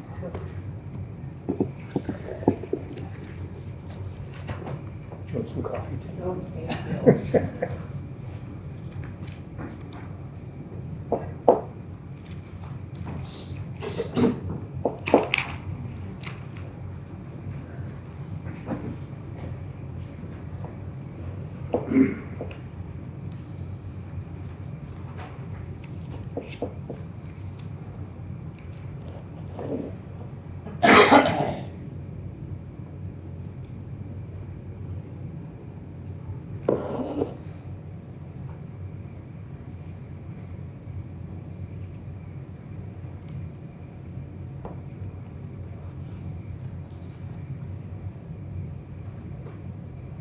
Pretty lucky with that insurance. With life insurance. Except I always said, company that pays the extra, I always say get on the stick. Cause I ended up paying an $1,800 deal and I was already hitting my max. And then they tried telling me, well, we mailed a check a month ago. Give me a break. And then one excuse I got was, they sent the checks and forgot to sign them. Well, that's That's a joke. So then I ended up paying it, because I didn't want to go to collections. So now we'll see how long it takes to get my money back.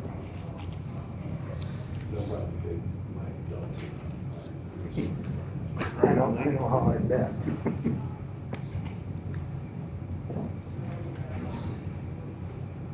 But just lame excuses. The old deal with the checks in the mail. Well, mail service isn't very good. At least in Melbourne, it's. Sibley's no better.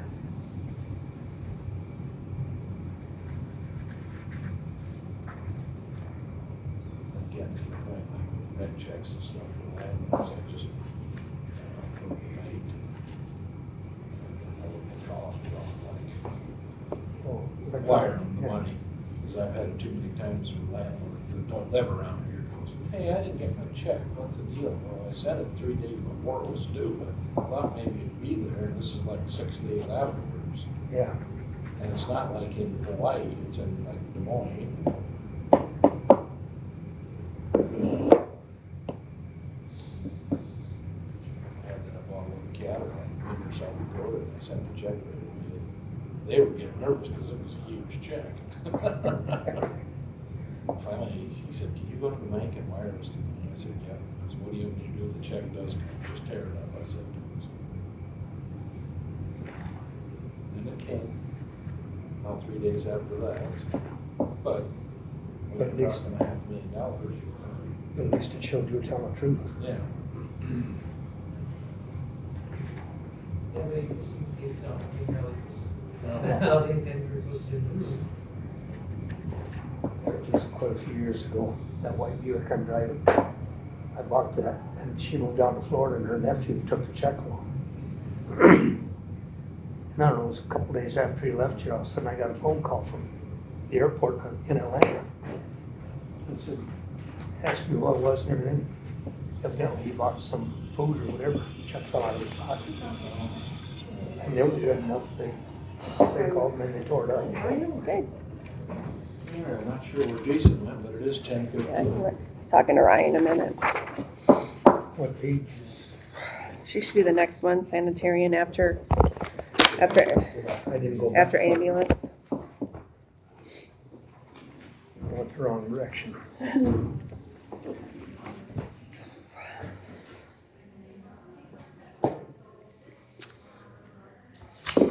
Well, I guess you can go ahead. All right. I don't think much of anything has changed on mine, aside from, I know Rochelle put in the proposed wage increase. But otherwise, not much, if anything, did we change. I gave you 3% and over about 15 hours We a month. factored in on Yeah. 50 hours because it's more in the summer and then sometimes hardly at all in the winter, so. Yeah.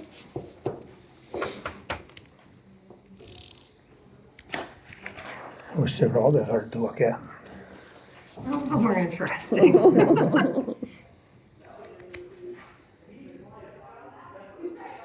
And that well closure, you know, we get, We get our big push in it'd be our first quarter and then our fourth quarter, but, you know, like this quarter, we only did 1,300, so it wasn't much. And then next quarter, maybe possibly at the end.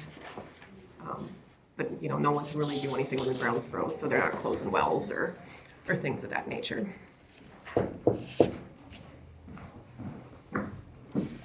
We started without you, John. It's not too tough, so. Michelle's not being tough?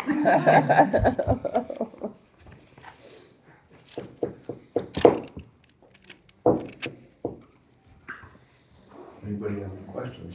Well, looks good to me. Any questions for us? Not I believe. Thank you, everybody. All right. Have a good day. You too.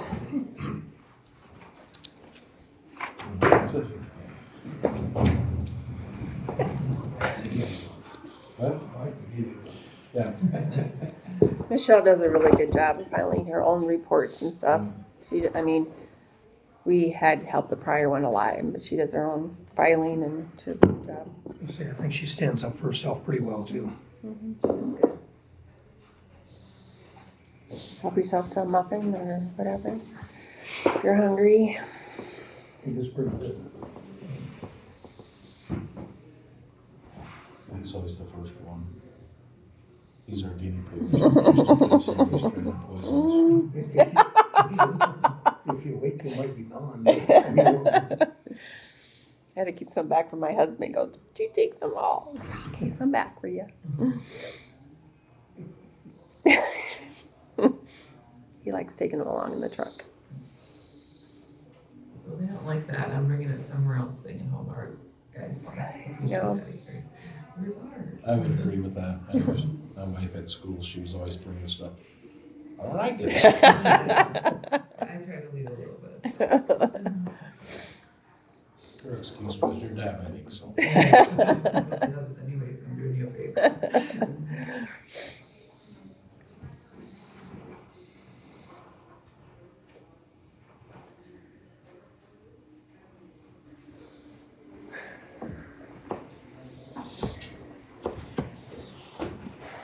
Yeah, I'm done. You want one?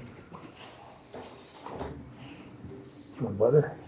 Yeah, butter's always good. You know what?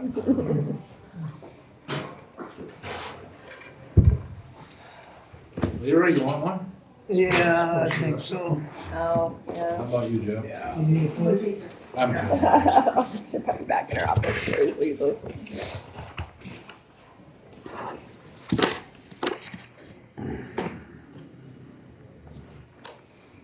I'm just gonna leave the recorder if that's okay.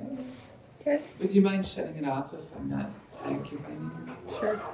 Rather than Try to having remember. hours silence. Yeah. And running out of room when I actually need it, yeah.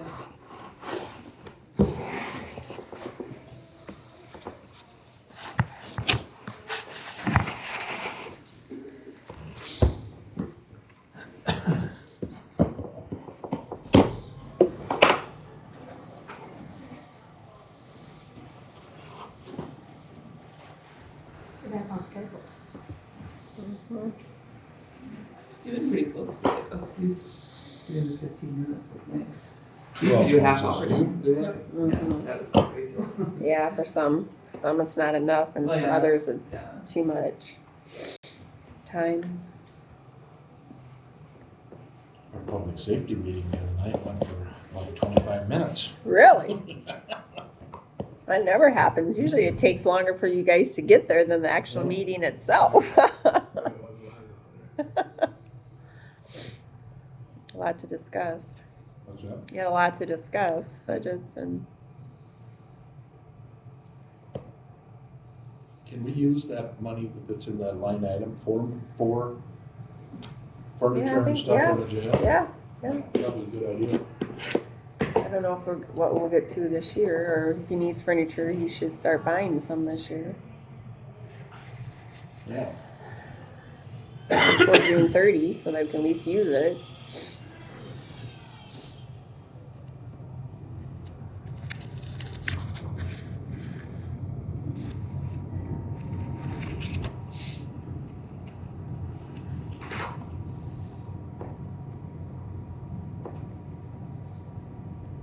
I had to give Paul Hightrader a hard time. He and Kenny Benz have the exact same color pickup. He was in the bar the other night and got in Kenny's pickup and drove it home. Oh, no. Didn't figure it out until he hit the garage door and he couldn't figure out why the garage. Oh, So I boy. told Kevin the other night, I says, when Paul comes in, you tell him we're gonna have to start doing a little more patrolling down there. There's a court reporter that has the same vehicle as what I got. You got a Subaru? We got a Toyota Highlander. Did I meet you one day at Blue? Yeah, the corner there, yep. But there's a court reporter that has the same car I do, and I opened it and it's like, what happened to my car? Did a lot more stuff in there than I do. It's like, oh, this isn't my car. So hopefully I didn't open it by mistake. Or that my key fob unlocked hers.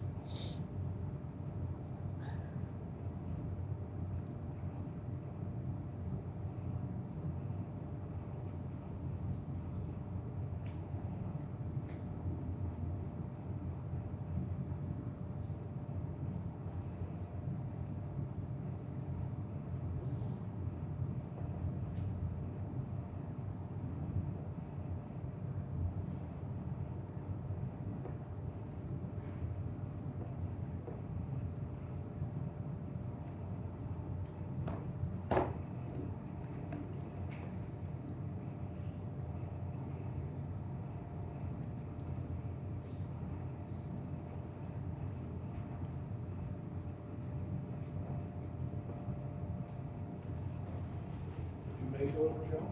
I did. Very good. Thank you. They're a little healthier and they have applesauce in it instead of the oil, so a little bit healthier.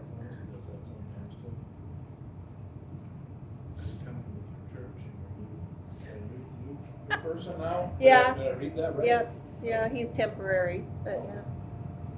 Yeah, we have a mess. It just got worse on Sunday again. Oh, really? Makes me sad. Really sad. Gotta keep fighting, I guess, and don't let the devil win. Yeah.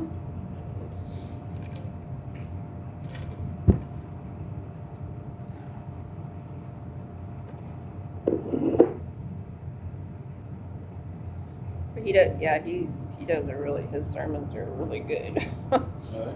Yeah, he does a good job. Very good job.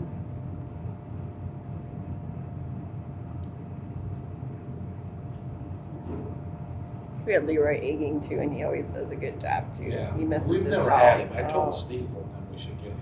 Yeah, he's really good. Pretty good. Yeah, he's really good too. Kurt's all excited.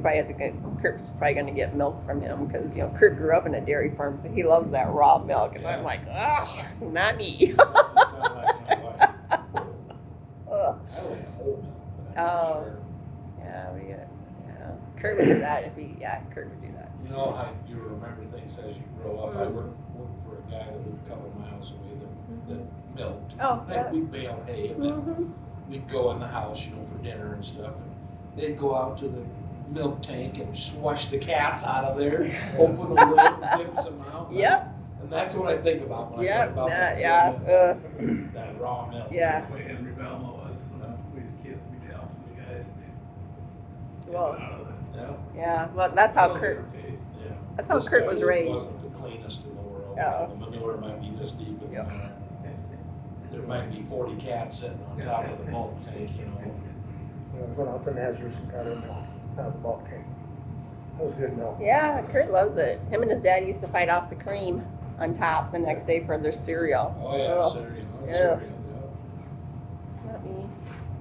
Well, I guess you are next. I thought it was, I'm okay. Am I right? Yeah, you're right. I thought somehow I had Nick. I don't know why. yeah. I thought maybe Sharon was next because she came in second.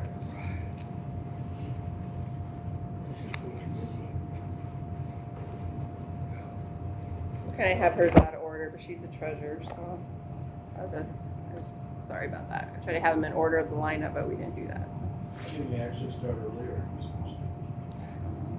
If anybody comes in, I suppose not. As soon as I say that, then somebody will come in. Then we'll be in trouble. Yeah, so can't win. Depends what clock you look at. We'll go by our clock, we're a little fast. So the computer. That's slow, I think. Yeah, that's slow. Yeah, because the computer has 10:27. Yeah, that's slow. Not much. No, a couple minutes maybe. 27, I guess. That's what the computer has.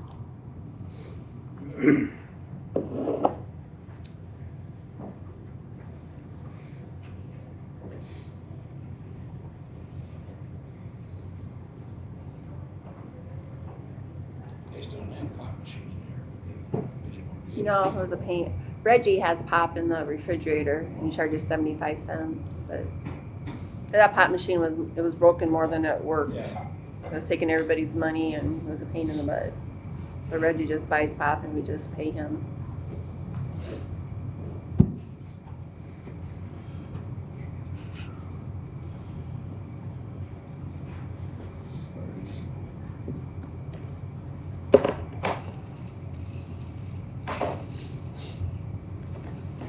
Butter? Sure. It's always better with butter. It is. We were talking about raw milk. Do you like raw milk? Not tried it, I've been curious about trying it, but Michelle loves it.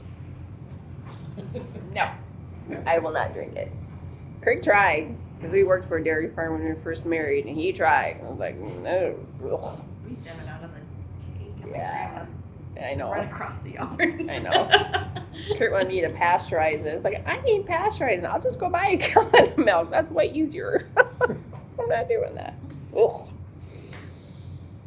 Okay, we're all here. It's close enough. At the treasurer. Anything new? Just, my salary went down because Francie went to part-time, so that was probably the biggest difference. And then I did up my postage just because obviously postage is going up, so. I think that's about all. You reduced your insurance too, because she's Oh, and my not insurance, eligible because she's for not on there insurance. at all either.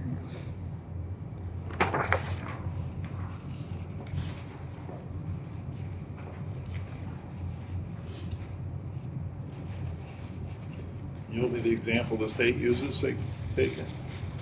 I'll be the example.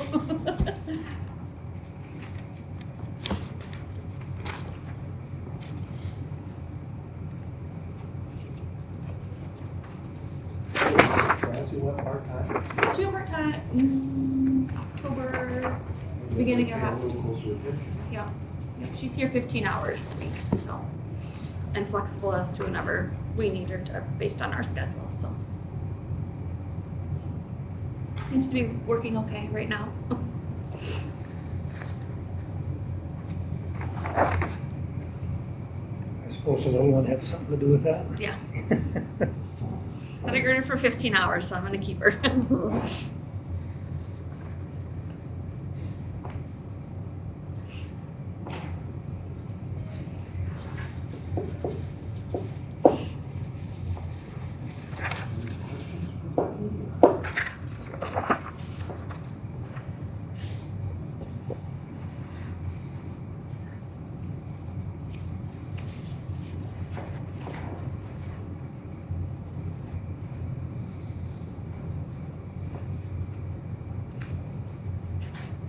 And the interest, I guess that's just a guessing game, because I can't predict the futures. And auto registration, that's right, 100,000, that's what you're estimating. Well, yeah. That's due to those fees that we got, they didn't have last year, so.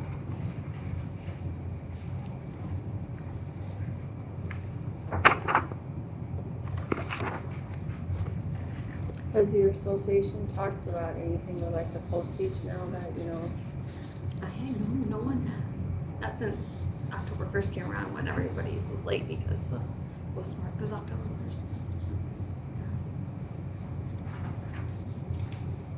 They're gonna have to change that.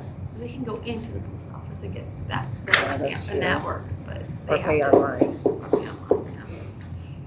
which is cheaper than mailing.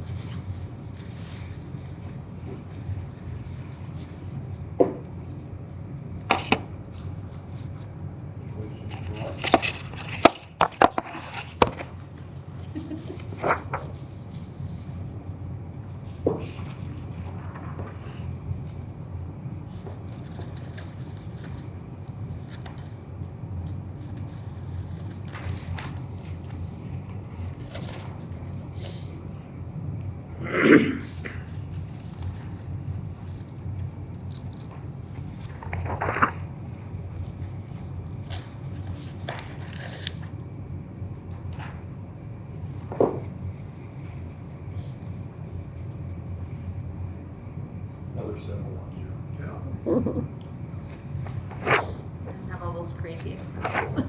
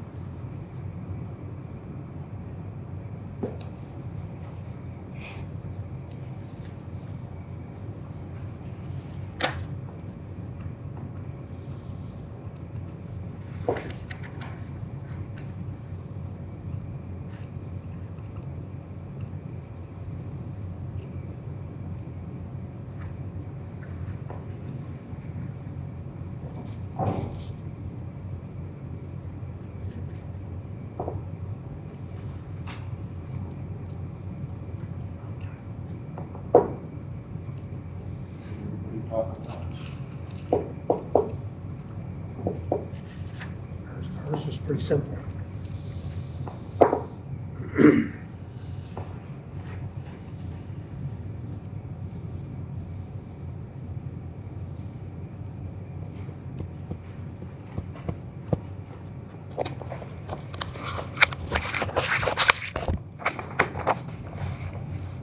Kind of planning on, that's the way it'll be with Francie, or will she come back more, or don't you need her? I mean, we got Barb too, so I mean, Sure. between the two of them, we can make it work. I mean, it would be nice if she does come back full time, but yeah, it's working okay now. We'll see what March comes, because that's our, March and September are tax seasons when we're a little busy, but like you said, she's flexible to help out in any way she can, so. Okay. Kind of nice, actually. Yeah.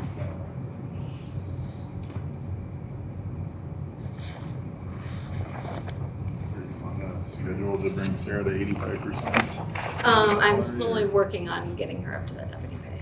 But she does my drive exams, so re-exams. So I think she deserves a little bit more doing those, getting in cars with young children and elderly are probably the most ones that are a handful, but She yeah. may wish sometimes she had a brake pedal on her side of the vehicle.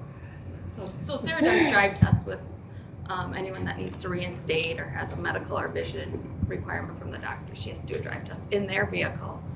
So yeah, she has no brakes, as Michelle says. So. Does it make her nervous sometimes? Yes. Mm-hmm. Sarah gets nervous. Yeah. Hazard pay, she'll start asking.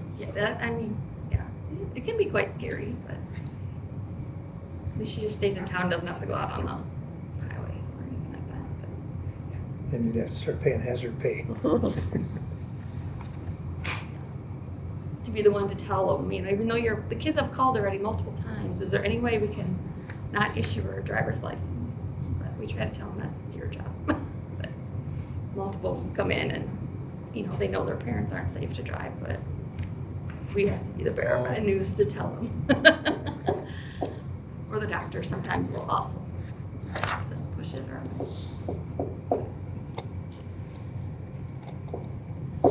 Got anything else, Jason, or? Anybody? Alright. Good job. Thanks. Thank you guys. Yep. I don't know, while we're waiting, I did print out like the levy sheets. This is the front of your book. Of course, general basic, we're tied to that. And then if there's no changes to anything, I got the ending fund balance sheet here too. So, I did general supplemental. We were $1.05 this current year, and I try to keep it at $1.05, but we were in the red 31,000. So I had to up it to $1.20, and that would get us in 81,000 in the black. So just FYI to think of. I know these will change because the budgets I'll make some changes, but as of right now, and of course general basic I can't change. We could go lower, but we really can't. So that is what our new max is $3.43 is our new max. And then for rural basic, our max is $2.77 per thousand. So just something to ponder on, with the ending fund balances of all the funds that are budgetary anyway.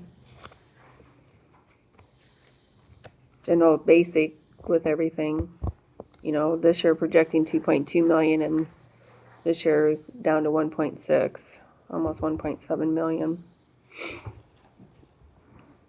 So A bit from the 2 million you were it telling did, me. yeah, because I didn't have Department 99 in there. That makes a difference. So otherwise the balances look pretty good. Minus any. Rural, you are. Yeah, rural. 277. Yeah, rural. I think I projected their ending fund balance. I thought that was pretty decent. Rural left everything the same as 665,000. So that's what it kind of in the ballpark figures in the last 3 years. So because that transfer secondary roads went up quite a bit. So. I'm still putting the 2 deputies out of there, so I'm pretty confident with that.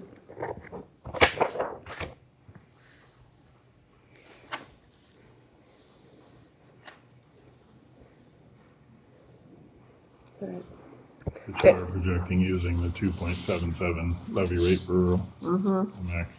Yep. I think I have that in there, don't I? 2.77295. Yep, I am. We didn't use the max last year, did we? Yeah, we did. We did? Yeah, we did. For rural? We have been.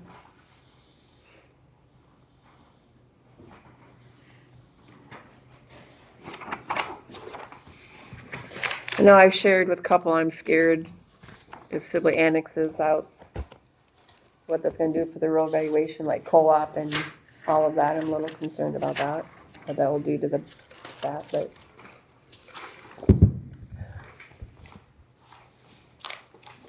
They'd have a chance to fight that, wouldn't they? I don't know. What the rural max used to be, And so they could What? have The rural finance, max but it's used gotta to be be. voted. 395 or something. 395, I believe, yeah. I don't know, I don't know if they can fight that, but I would think, I don't think they'd be able to fight it. because their property taxes would Yeah, almost, probably over $10 per thousand it would increase. I'm just have concerns about that, but probably me being, I haven't looked at the numbers yet. With that railroad for a while, patching, Mhm. they wanted there to be a dog park, I think, at one time. Oh, They came to the conservation and wanted to turn the Ed Winkle Trail into a dog park, I didn't hear about that one. you know. And the conservation said, no, we're not gonna do that, but that would, the way I understand it, that would give them access to, maybe, yeah. being they were adjoined to it, because they had a parcel out there. I mean, it wouldn't affect general basic, but it would affect rural basic. It would affect that a lot. And I don't know if they can do anything until those TIFs are done either, so. I'm not arguing for it, but I would encourage us to consider, would we have seen the development and growth out there if city utilities weren't available? Would we have gotten the same level of interest if everyone had to do their own septic system and well, or hook onto rural water? Or rural water probably wouldn't have been an issue, but, and I spoke with an engineer once, why would anybody want to voluntarily accept annexation? Well, when you're using city utilities, your sewer rates, your water rates aren't fully covering the system. They've got to rely on property taxes too, so. There's arguments for both As- sides. But, City residents, knowing that significant users are not paying taxes into the system that covers the utilities, it's not exactly fair either.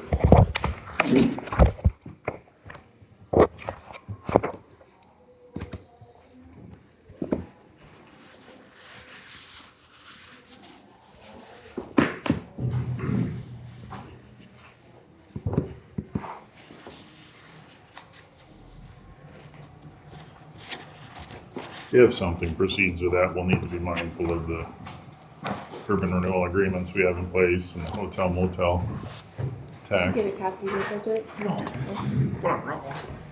okay, well, I got one for Mine's you. handwritten. Well, mine's how it's in the system to make sure we don't make a boo-boo. You know, things happen.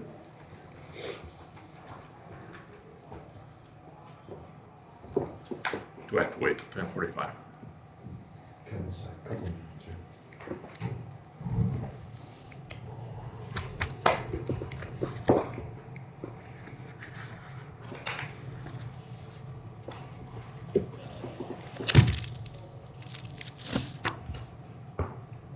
So this is back in the rural. That doesn't establish our max rate going forward forever, right? If we lose that valuation, Then they could go up. I think that number could increase, Yeah, right? it could increase. I just don't know if it'd be Current enough. legislation in play, who knows what they'll do. Right, right. but rural would bear a heavier burden to accomplish the same thing, but I don't think we're limited on the levy rate to accomplish that. We're limited on the max dollars. that Max we get. dollars, yes, yes. I'm guessing 395 would still be ultimately the max. Probably versus, because this current thing's in place until 2029, so. But who knows what this. But I don't know how we can make decisions because we're scared of what might happen. We've got to operate with what we know, Yeah, with caution, knowing that there's discussion out there, but, yeah. I just cautious out there. I just don't know if it would be enough, go up enough to make up the difference that we lose. I mean, we're not getting all of it right now anyway because of the TIF, but.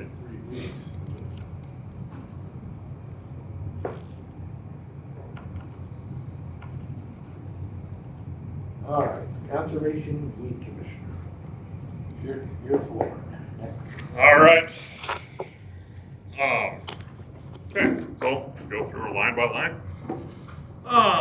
Starting out on page 1, $73,296. That would be my projected salary for next year. And what I did is what I've done in the previous years.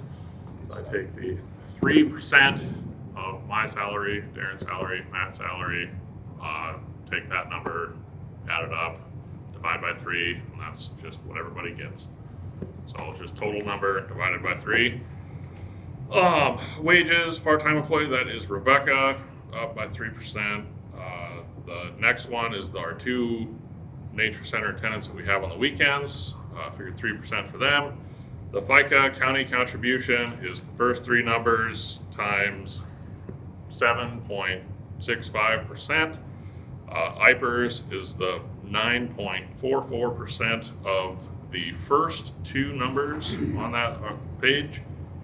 The employee group are the group insurance county contribution is a single and a family health insurance policy.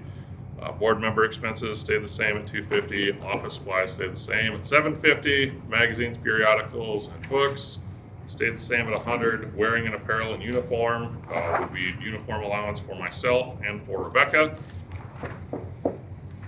Going to the next page, official publications and legal notices, $2,000 stayed the same. Employee mileage and subsistence stayed the same at $150. Telephone and cell phone services up to $3,700. We added internet in the cabin, which would come out of that line additionally. So that is our cell phone stipends that the three of us get paid, and then sell our phone service and internet service at the Nature Center for Willow Creek. Educational training service, $500. Engineering services, $1,000. Office and data processing equipment stayed the same, $2,000. Dues and membership, $1,700. Those would be, we pay dues every year to the Iowa Association of County Conservation Boards, so we can maintain our listing on My County Parks. And then as a district, we get together and pay dues for meeting expenses. So for a grand total for the administration portion of the budget of $156,890, up 2.23% from last year. So the final number on that page would be Darren's salary. Then if we go to page 3, the next number would be Matt's salary. We've got $15,000 scheduled for summer help. FICA, again, is the 7.65% of those 3 numbers. The IPERS would be 9.44% of the permanent employees. Health insurance, the next one down, that is a single and a family. Chemicals and grasses stayed the same. Fuels stayed the same. Recreational supplies stayed the same. Wearing apparel and uniform is for Matt, Darren, and the seasonal employees. Was last year a typical year for what you spent? For Any of them? Because I see on some of these, well, like fuels, you only spent 12.5. That's his current So year, far. that's what he's Yeah. paid so far this year. so far. So yeah, I mean, we're on pace. That's about what it's going to be, I think, because that's both gasoline for the trucks, diesel fuel for the skid loader and the tractor, and then propane. Propane is figured in that also. So propane for the lodge, the bathroom, the nature center, classroom.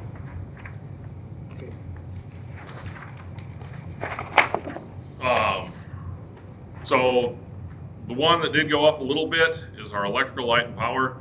What I did is I took our last calendar year's electric bills, I added them up, and that was the figure I came up with, because in the last calendar year, we've added additional campsites at Willow Creek, and we added the cabin that is heated and cooled all year long. So I figured if we have like a 1-year snapshot, should tell us pretty close to what that is gonna end up being.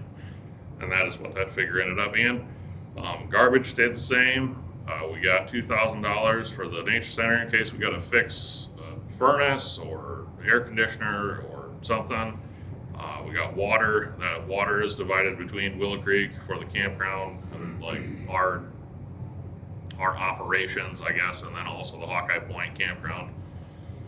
We got $1,000 in the lodge in case we got to do something. We got $1,000 for the classroom in case we got to do something. Operating construction equipment, we got $3,500 in case we got to rent something to go that we currently do not have. Miscellaneous stayed the same at $12,000.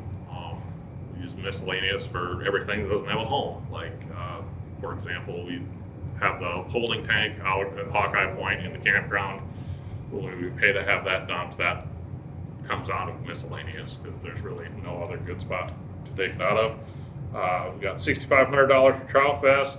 The $10,000 for the Hawkeye Point that you see in there, up from $8,000.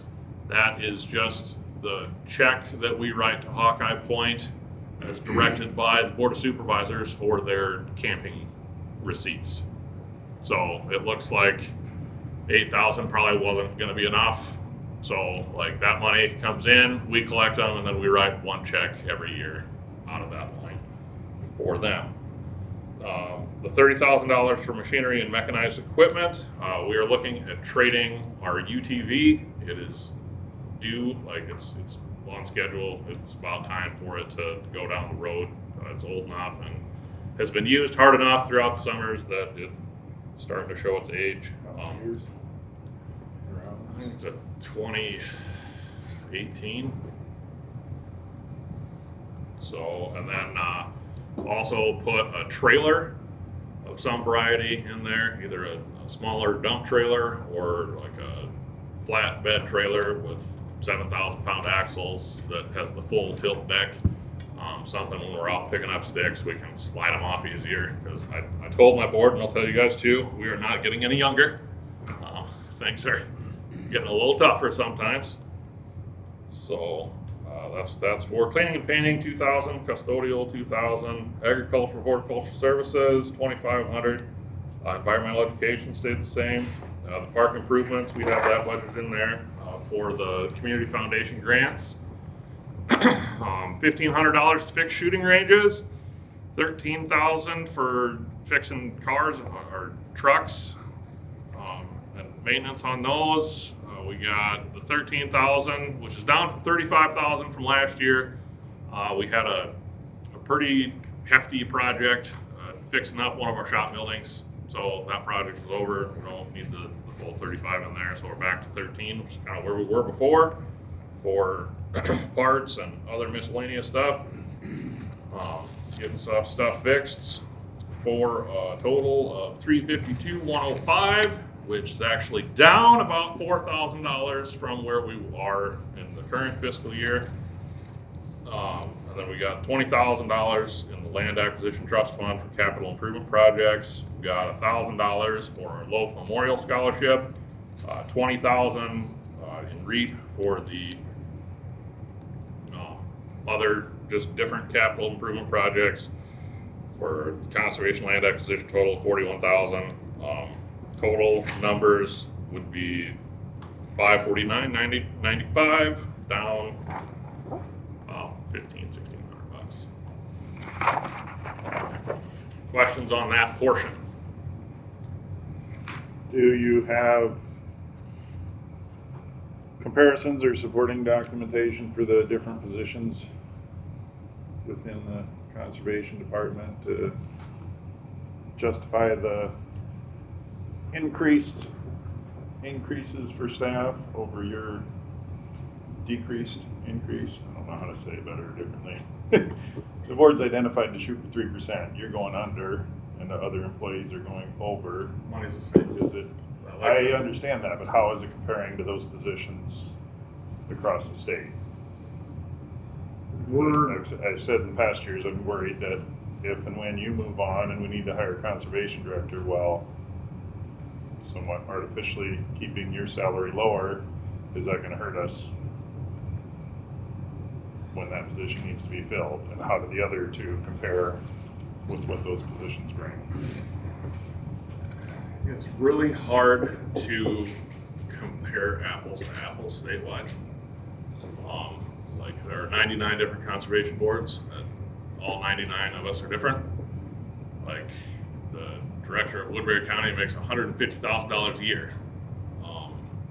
And I know like the director of Lyon County probably makes 85 or 90, but he's been there for a period of time. I guess my thoughts are, and the way I do it, just because, like, so everybody knows, is that 3% of a bigger number is more money than 3% of a smaller number. So your salaries are gonna end up going, like, they're gonna raise, but one's gonna go up like this, and the line will be flatter, and there will be a bigger jump. So I guess what I have done is just try and mitigate that a little bit so the divide does not keep getting bigger the way things add up. I admire it and I don't disagree with it, but not maybe on a continual year-over-year basis.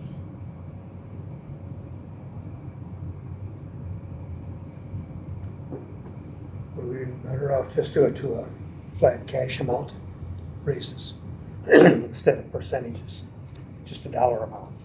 What's that? Would we be better off to go to a dollar amount raise instead of? I guess that's up to you guys. I mean, that's something that as a board, like, we were told 3%, like, and so that's what I did. And it's just something that is just the way the math works. And I think I did it the first time when I think we got a 6% raise 4 or 5 years ago. But, well, like 6% of my salary looked like a heck of a lot of money compared to what 6% of the other were. So I figured this way, everybody gets the same, nobody complains. I know I was at a meeting Thursday and there's a couple other counties that are looking at just doing a flat dollar amount. So I don't want to cause animosity and hatred and discontent among the other county departments either. It's the way I've chosen to do it. Small concern.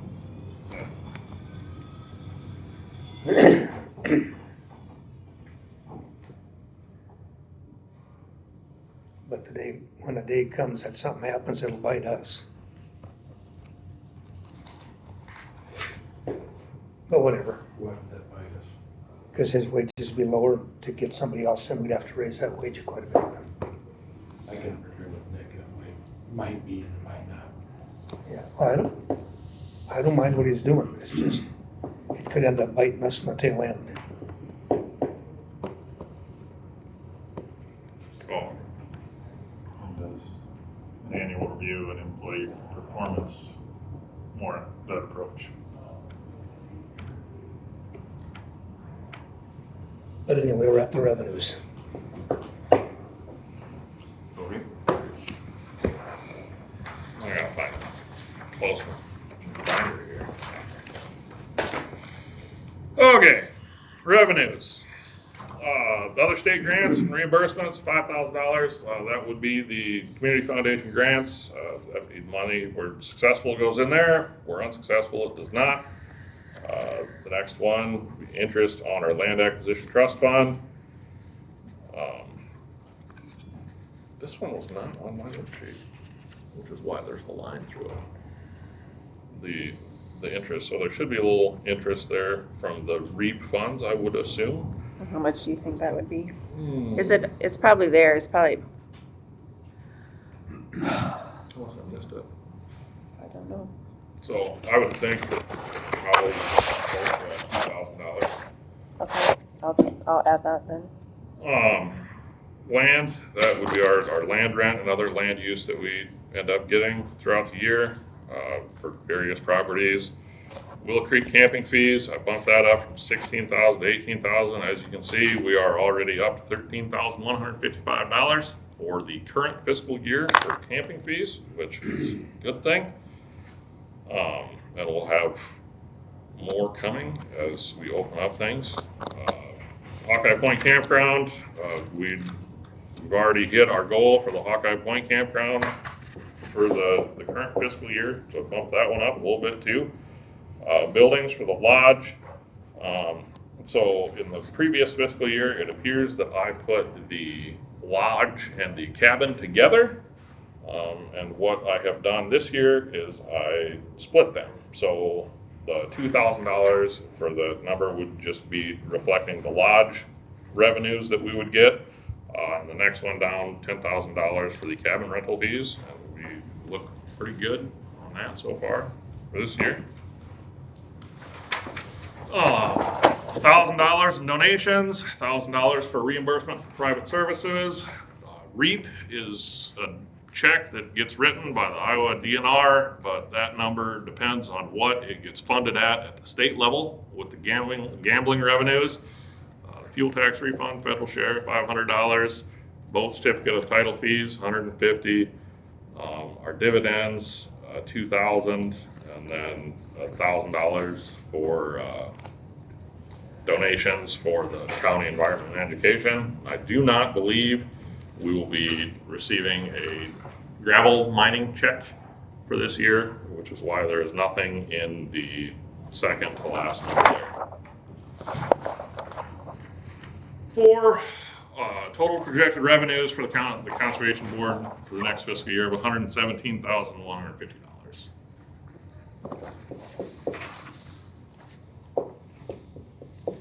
And I believe the last one that I have is the weed one.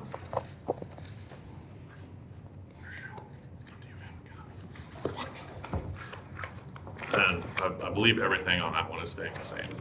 So my salary, and that's FICA, IPERS, official publications and legal notices is what it is. Staying the same, static there at $6,155.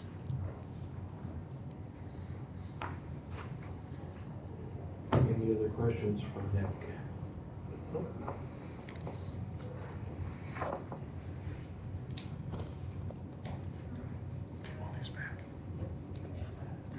I'll have like $2,000 then.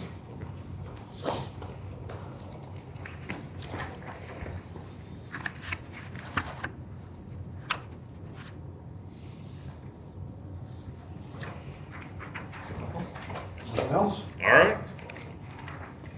Thank you, Nick. Thank you. Have a good day. Thank you.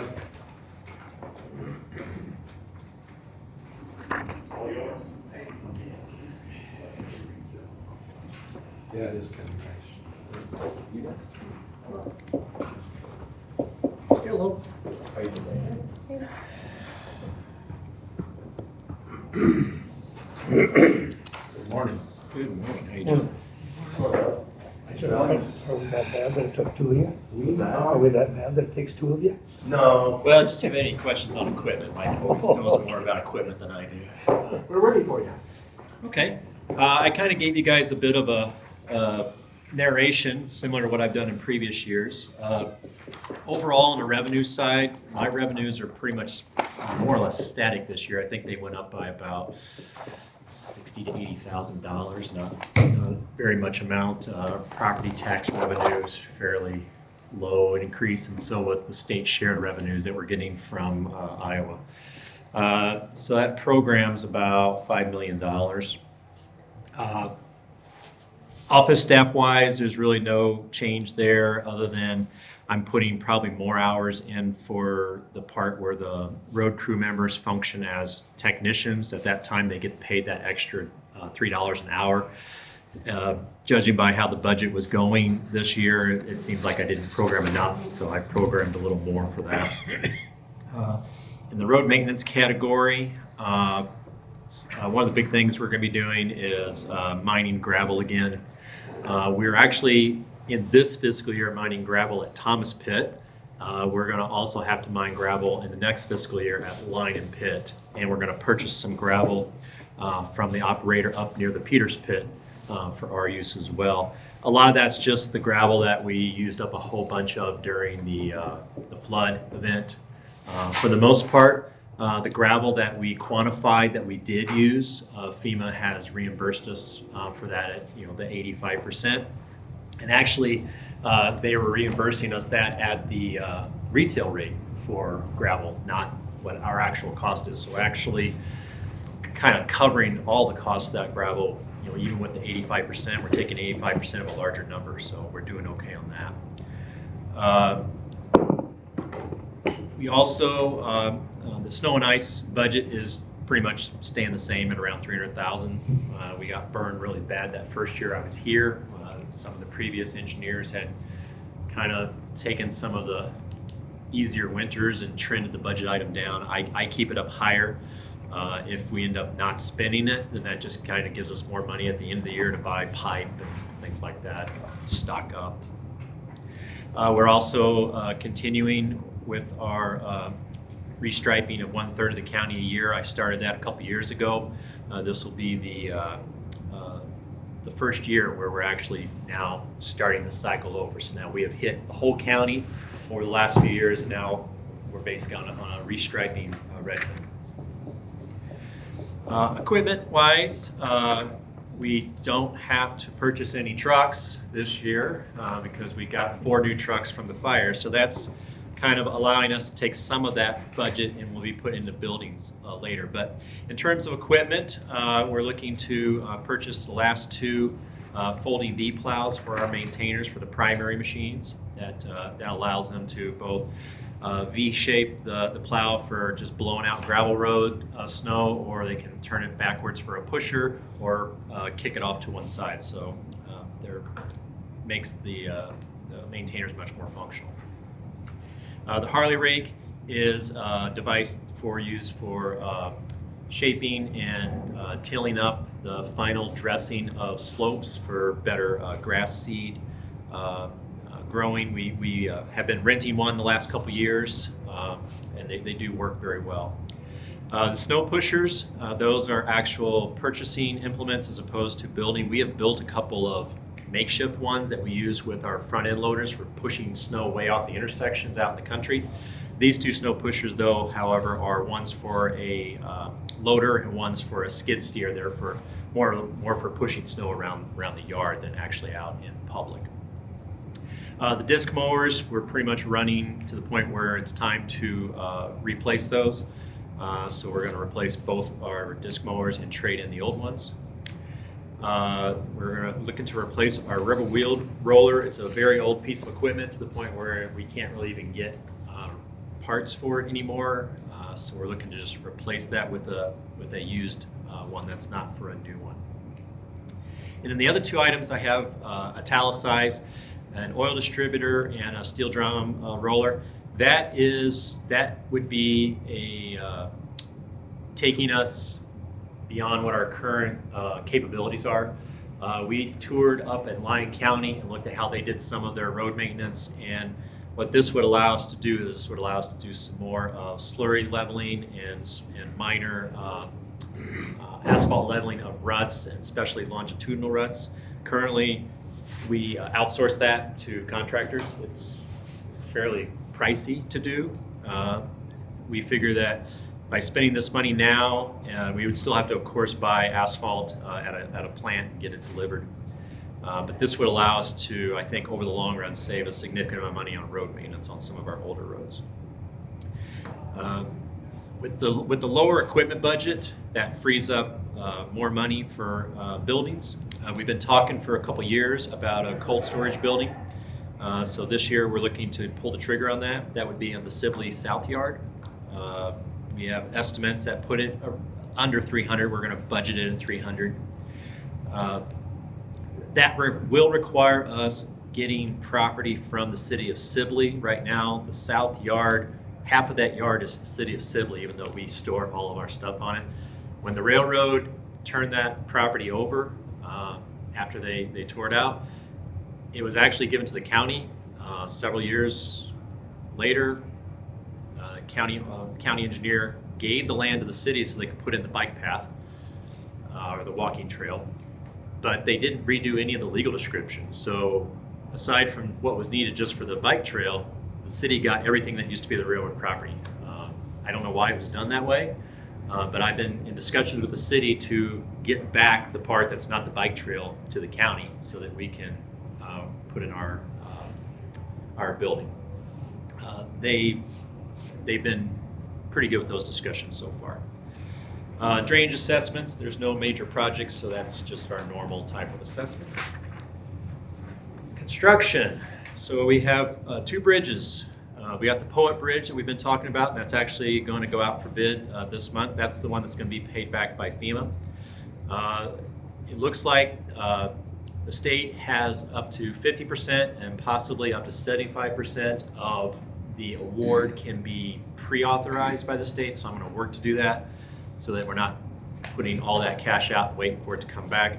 But in the end, we do have enough money in reserves to float that bridge if need be.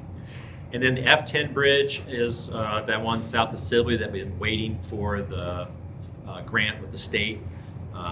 So if that one goes, it goes. And then we also have Bridge E14. That's coming up for FY27.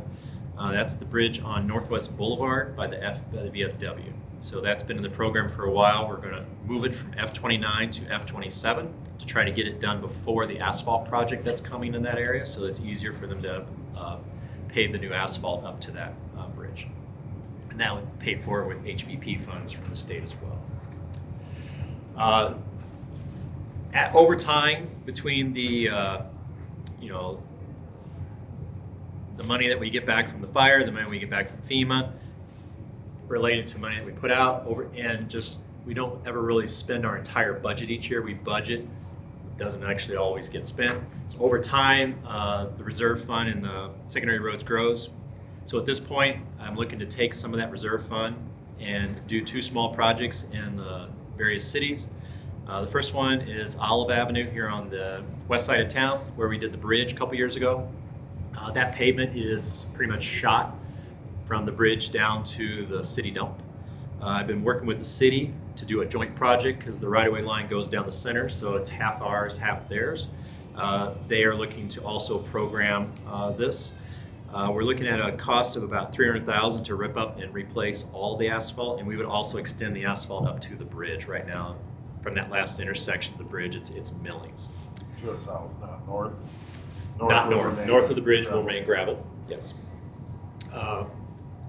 We estimate the cost to be about $300,000. We will work with the city on a 20/80 agreement for them to share the cost for their half, but I would program the $300,000 so that I have the cash flow ability the expenditure authority to do it. If the city cannot come forward and make it part of their budget, then this project dies this year. It doesn't happen. I'm not going to do it, and then I'm not going to do it with an IOU.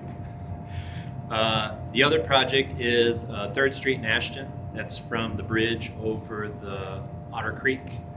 Is that Otter Creek? Yep. That's the bridge over Otter Creek east to the intersection with Northwest Boulevard. It's concrete pavement, and it is pretty much done. We've done a few patches here and there over the last several years, but that project is pretty much failing. That is a farm-to-market extension, so that actually is our project, so we're not asking Ashton to pay for that. And that one also is going to run about $300,000. So with those being done, pulling some money out of reserves and things like that, that budget is over-programmed by about $470,000 this year. But again, that is pretty much paying for these local projects that we're adding that we would not normally do. So with that, I'd be happy to answer any questions on where we're heading with this budget. Mentioned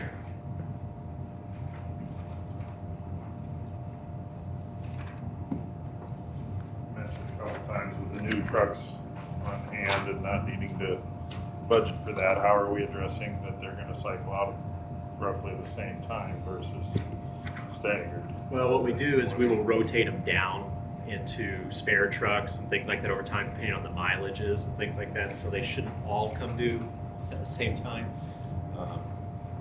That's how we started. Sinking fund to address if multiple are needed in 1 year versus?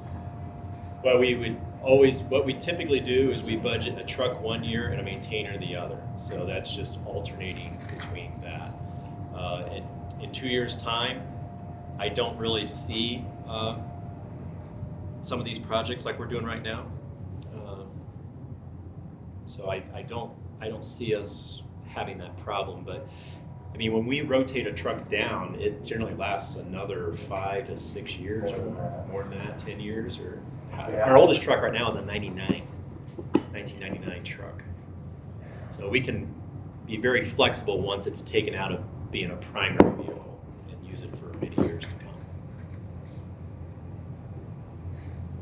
There will be, because we have 3 new loaders, 2 of them came through the fire, 4 trucks, and so next year we will go for a maintainer, and that's gonna be $450,000, and then after that, we will go for 1 more truck, because that will complete our fleet that we have now.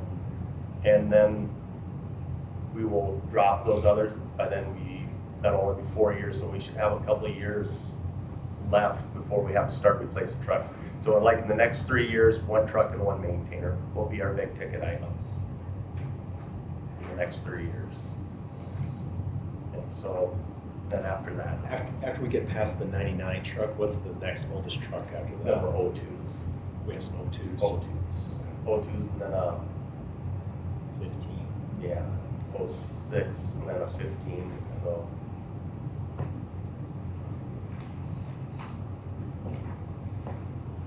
To kind of understand how we're thinking with our big ticket items, because then in probably 7 years, then that's when them trucks will have to be replaced or put back down. Probably 7 more years, 6 more years, 7 more years. But are we gonna use years prior to that to address the need for multiples, whereas it used to be 1 at a time, We don't. potentially? With the flexibility we have to to move things down into the reserve fleet or whatever, the backup trucks, that I think avoids us having to ever buy more than 1 truck in a year. That's how we play that. Sounds like you got a pretty good plan for it anyway. If things work right. Any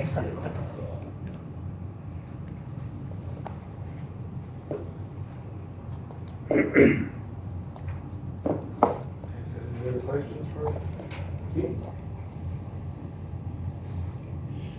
Just like in years past, I have to also do a state budget.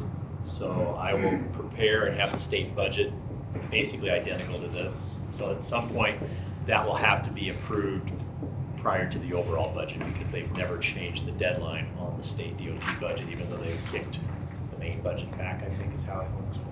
So, but it'll be the same budget. Okay, thank you. Thank you. Thanks, guys.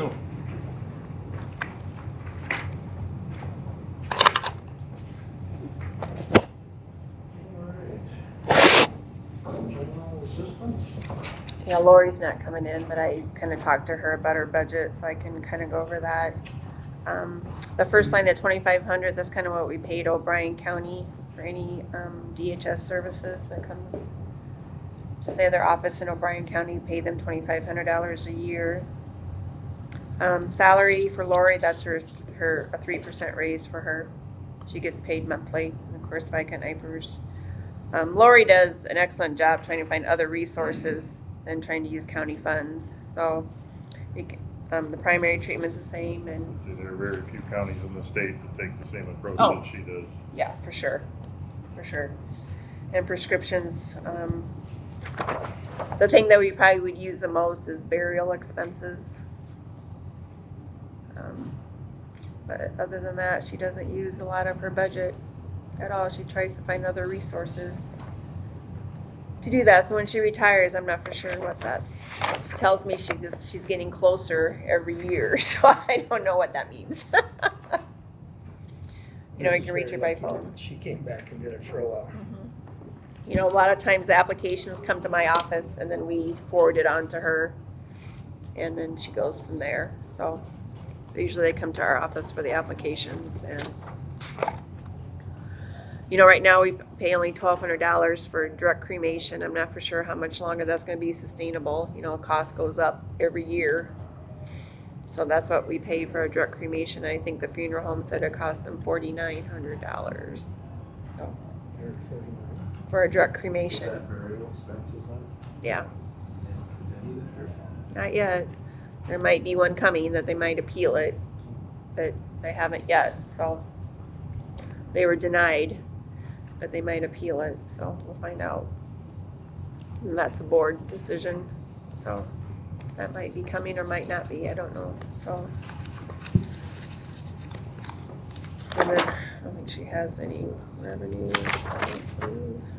So her budget's pretty simple. And that DHS, that's what we get, you know,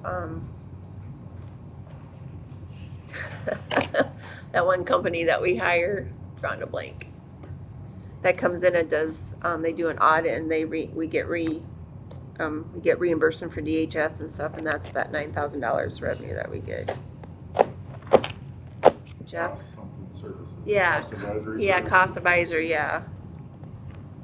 We get, I think we pay them the $4,700 and we get $9,000 back or something like that, so. So hers is pretty simple.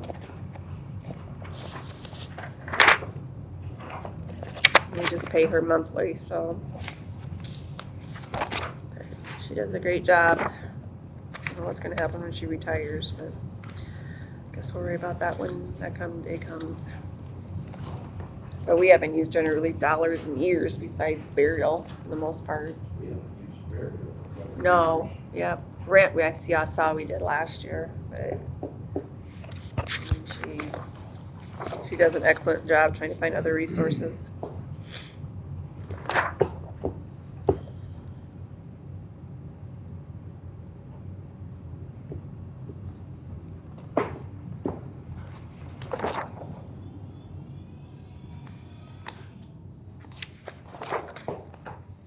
Any questions on children's assistance? No.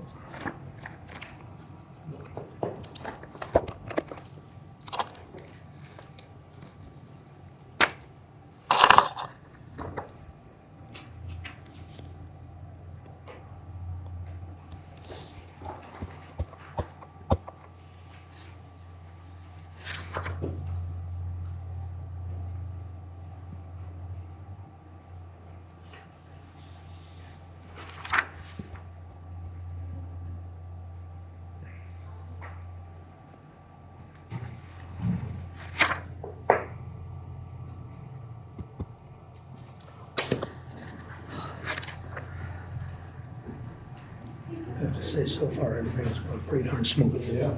Who's that lady that run that? Dan Rupp used to be Melvin there. Good name. They had some out burns. What's that? They had out burns. Yeah. He's kind of a photographer now. Would you mind handing me a chocolate? His picture is usually in the telephone book. Trust your fingers. Thank you. It's got some nice pictures. Yep. Dan. About your age, I think. Yeah, I was gonna say pretty close. Might be a year or two. Oh, Really old.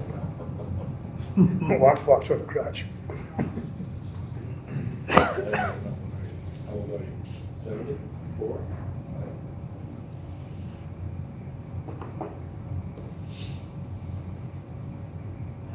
Danny's still on the home? I don't understand him at all. He's still paying at the hotel too. Really? Why pay both? He's paying both of them. But he kinda likes it at the home, doesn't he? He does. He does like it. Yeah. Hard to get away from him if you get in there.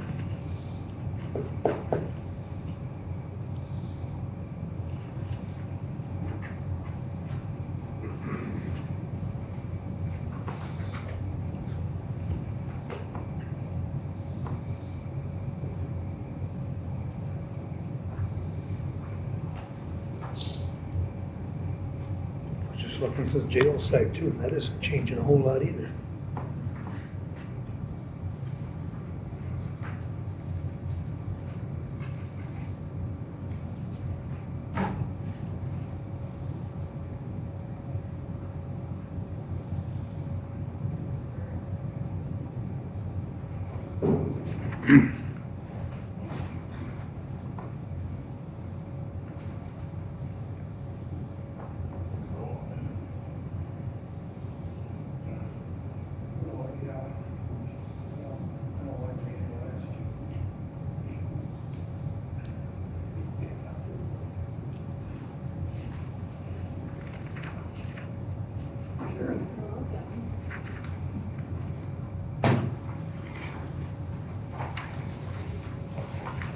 Hey, Kevin. Good morning, almost afternoon. Was ice in town? That's what I keep hearing too. I did too. Well, if they were, they never notified us, and they don't have to. Are they in Worthington? Heard that too. I heard that one too. I saw a picture of 2 Dodge Durangos sitting in a field driveway, and it said ice is in town, which, Yeah, I I hadn't would heard think of they it. would coordinate with you. I mean, serious, where are you gonna stop and see you would think, but I got an email that went out statewide to all the sheriffs from the Saratoga, Mason City County Sheriff, and said he had four ICE agents that just walked into the jail down there, came from Minneapolis, wanted to know if they had any inmates for him to pick up, which was kind of, They don't have any idea who they're there for? no. And so the jailer down there, he took their names and he called into the main ICE office in our region, and they're legit. But why? Is it up to you to decide if they're undocumented? Mhm. When you legit? Yeah. That's the only time we bring them in, is if they commit a crime. And when we get them in there, we'll call ICE, and then ICE will verify whether they're documented or undocumented, and ICE will say, hold them for 48 hours, and we'll come again. So. Do they pay you for that hold? What's that? Do they pay you for that hold? No. Surprise. Did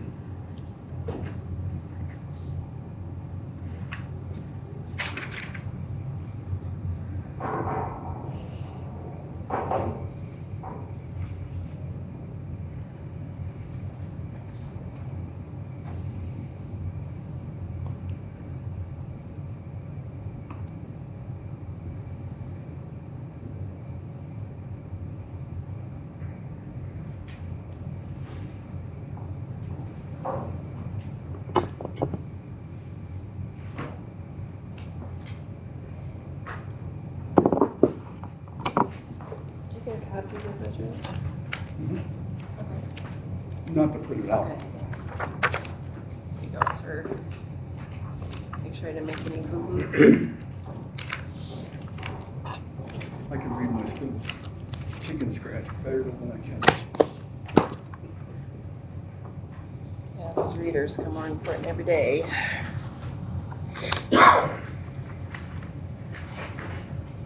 All right, Kevin, whenever you're ready, I think we can go ahead.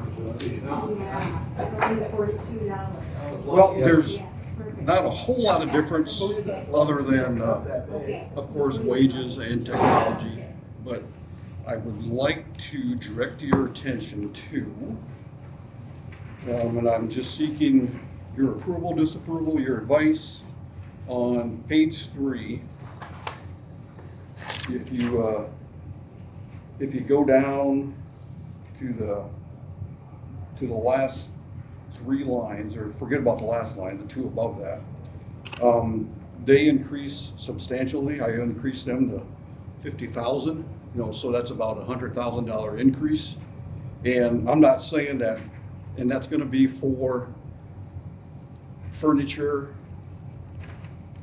filing systems, things like that for the new part. And I'm not saying we're going to spend that much. I hope we don't end up spending that much. But I wanted to put that in there just to make sure we were covered. Is that item, that line item, 100,000 we talked about? No, that was in the public safety Oh, yeah. budget. Yep, sorry. Couldn't we pull that out of that? Yeah, we could. Yeah. I do have, in our current room and board fund, there's $135,000 in there. In our current forfeiture fund, there's $12,000 in there. But, with the room and board, that can only be used for so-called infrastructure. I'm not sure if that would cover the cost of like desk and in filings or whatever. What will 911 cover? 911 is only gonna cover phones and radios. That's it? No furniture whatsoever to set those radios on? Well, they will cover the furniture for the 911, for the new dispatch center. Okay. But some of this stuff I'd like to use again, and the current one in the comm center isn't that old, and I think it's reusable, but, so, you know, it's just that the filing system, we wanna go to the tall vertical rollers, and if we can get them, currently we're working on 54 filing cabinets spread throughout the whole thing.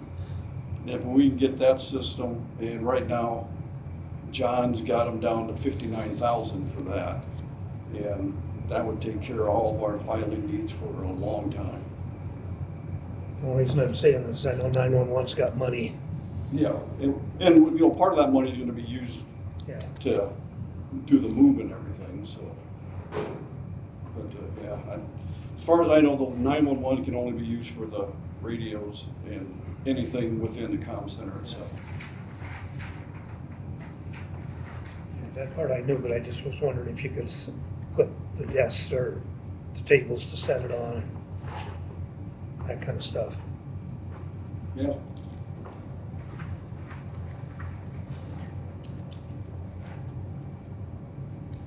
Like I said, the rest of it,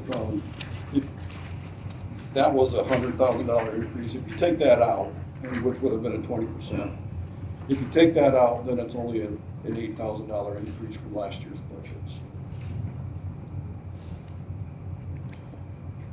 We're budgeting for the jail project in here, right? In general, would it be better just to include that in there rather than separate line items to make sure it goes somewhere else? And I understand what you're doing, and it makes sense. If I may bring it up also, I always return money at the end of the year.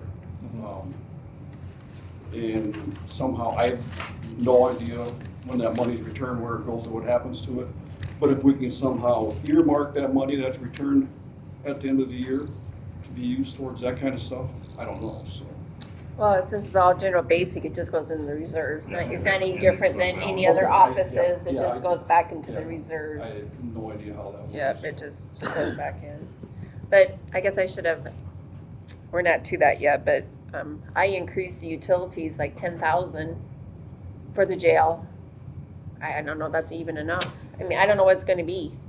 You know, a new building, bigger building. I would have hope no idea. utilities go down because, you know, over there, we're running 3 or 4 different furnaces, 3 or 4 different air conditioning units, and now it's all gonna be combined into Increase in one. space, but far more efficient. Yes, I increased city bill and the alliance. I didn't know. I didn't even know that was gonna be enough. I didn't know. I'm guessing. I'm not arguing the expenditures, I'm just wondering if we need to put them in there or just draw from ending fund. But Yeah, I put them in there. You've contributed to the ending fund over the and I years, just wanted to so. seek your guys' advice on where should we go from there, leave them in there, not, I don't know.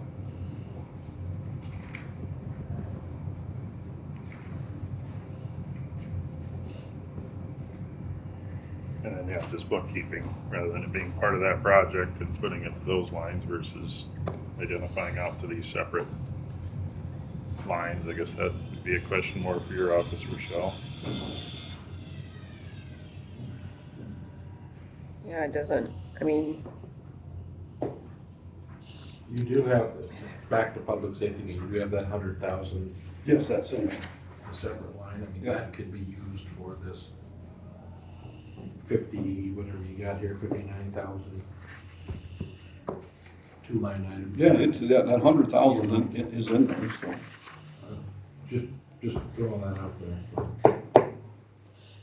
there. do we know how much furniture is included in any of those bids that we got, if any? Yeah, if any, I have no idea. Probably not. I would guess. yeah, I've me never seen too. anything about furniture. No, me neither. And I'm not saying we're gonna need a whole lot of furniture, But I have no idea how much furniture's gonna cost either. I mean, we're gonna try to make do with what we have. But you're getting more offices, so you, or not. Well, we're getting not necessarily more offices. We're getting a few bigger offices, and I guess one of the things is that we're gonna have a big room where all the deputies can be together, and we're gonna need like dividers or whatever, and they can have their own little separate desk. I guess I would assume like the jail beds and stuff is probably included, and that part's included, yes, just not That's all the included. furniture, I'm guessing. Take my fish out of water here.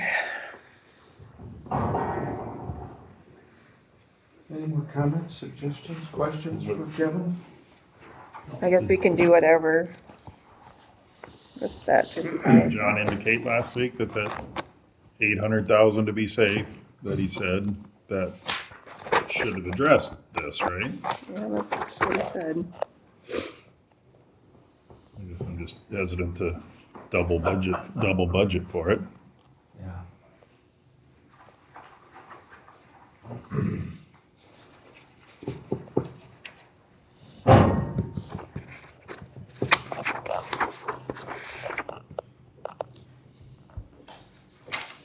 What do you think? Cut those two down, or what are you thinking?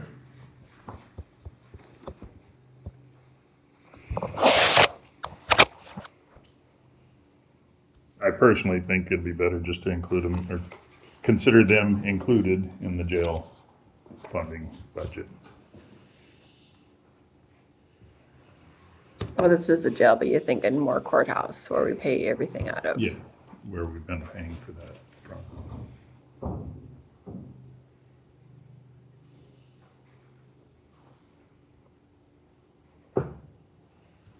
And I could foresee some challenge to public safety paying for that.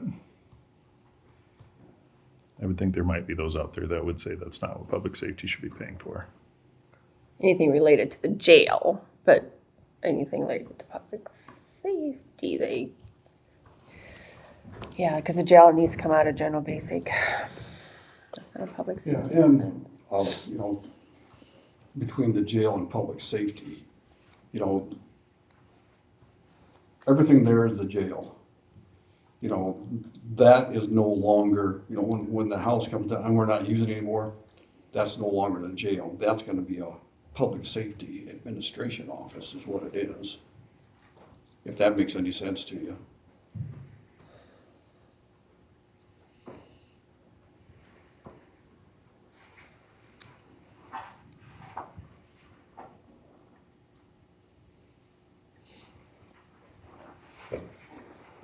Any more thoughts, comments, questions?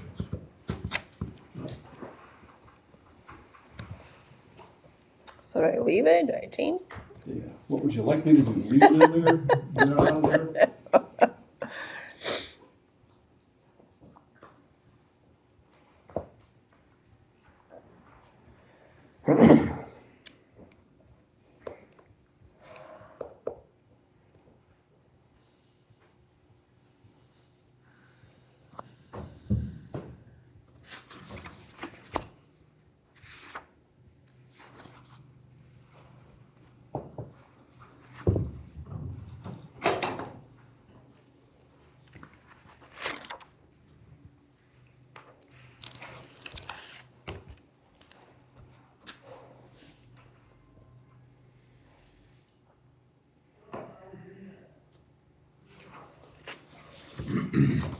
What do you guys think?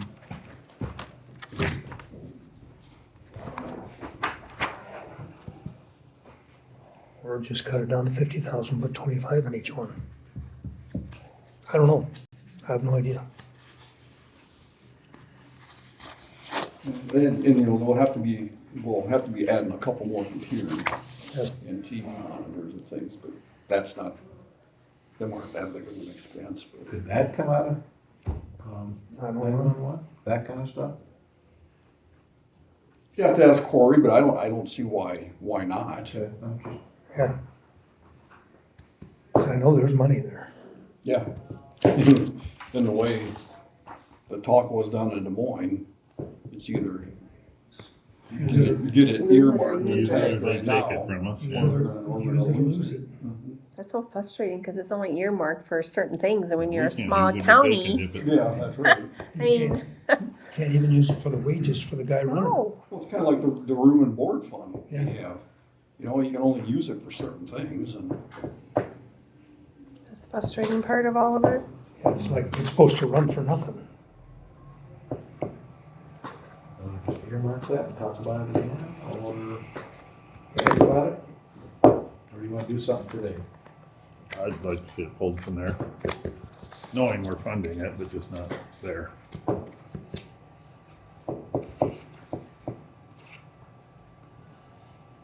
We do have a few more meetings that we come to, we can talk about it then too.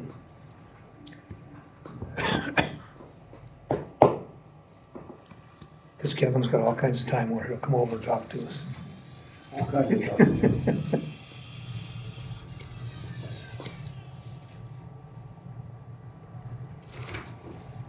So let's talk about it later. We'll just leave it alone Yep. as of today, okay? So we're gonna leave it for now, as, okay.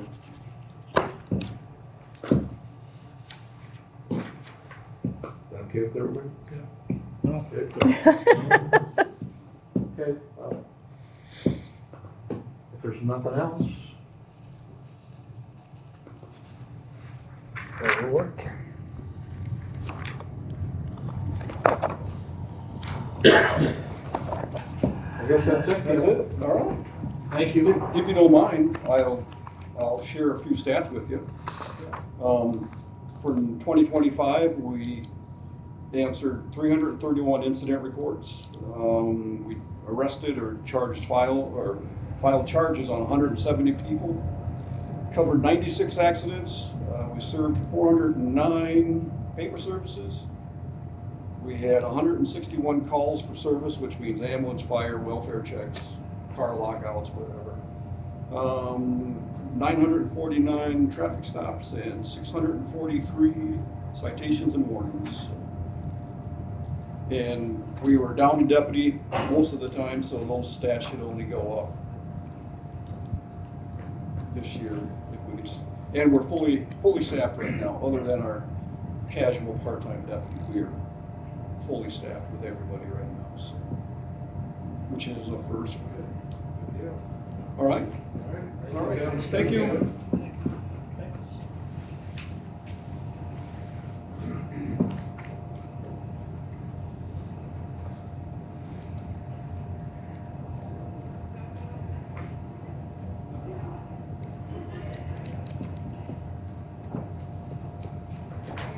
Yep. Yeah, okay. Bring a copy. Yeah. Looking at.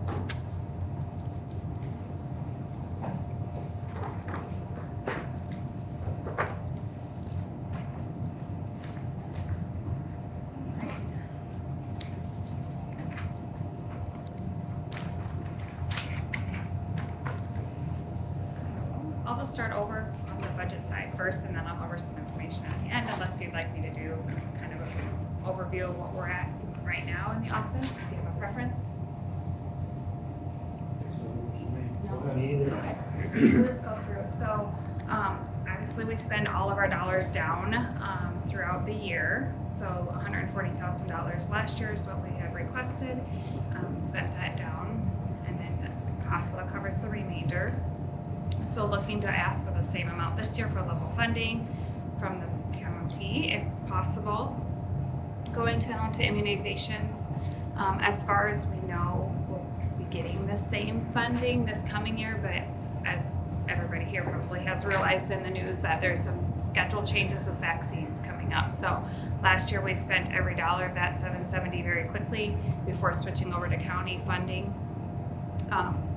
And I'm hoping we still get that amount because we spend that down within like the first 3-4 months of our year. So we could use double that even with the vaccine changes that are recommended. So we'll see what they give us at the state level, but we do spend that all down. Our FEP dollars at 15,000. Last year we spent most of that money down. This year we have a little bit left, so looking at a service project that we have yet to determine what we're going to spend that money on, but do anticipate spending that down this year as well. So the only significant change that we will have this year is that we do not have the funding from the avian flu like we had last year. That has ended, so that funding will not be available to us. And then our local public health dollars, the 27,420, we're assuming that we'll also get level funding for that. We don't know those exact amounts at this time, but similar to that. So last year we spent all of our dollars from the county and from all of our grants that we received through the state. Would anticipate the same this year more. So just looking at level funding from the county if possible at the $140,000.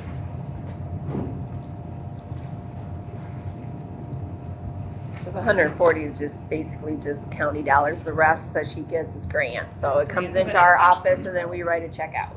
Yes. Because we're subcontracted as a public health agency. That's why it goes through the courthouse and then to us. So.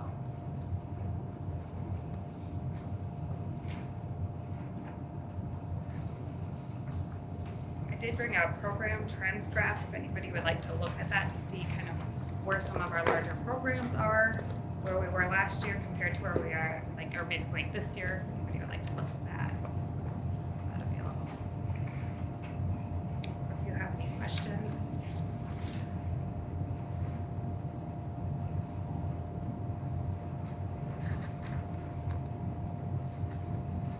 Are you gonna hand that out tomorrow too? Yeah. I'll wait till then. Okay. Somebody thinks she's gotta be gone. Oh, that's okay. Yeah. Yeah, I'll have it there tomorrow. So. Okay. We're just glad somebody comes. So. Our homemaker clients, right now we have 16 on. I have 2 referrals that I'll be going out to this week to do potential admits for. We're still working with 1 aide, so it's a pretty tight schedule for her.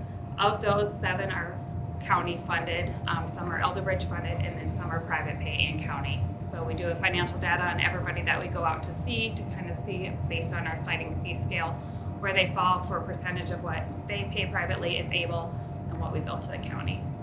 Or if they're eligible for Elderbridge, we use that. But we utilize all of our other resources first for funding prior to billing back to the county because we want to use those grant dollars down, but we also use all of our county dollars. So at the end of the year.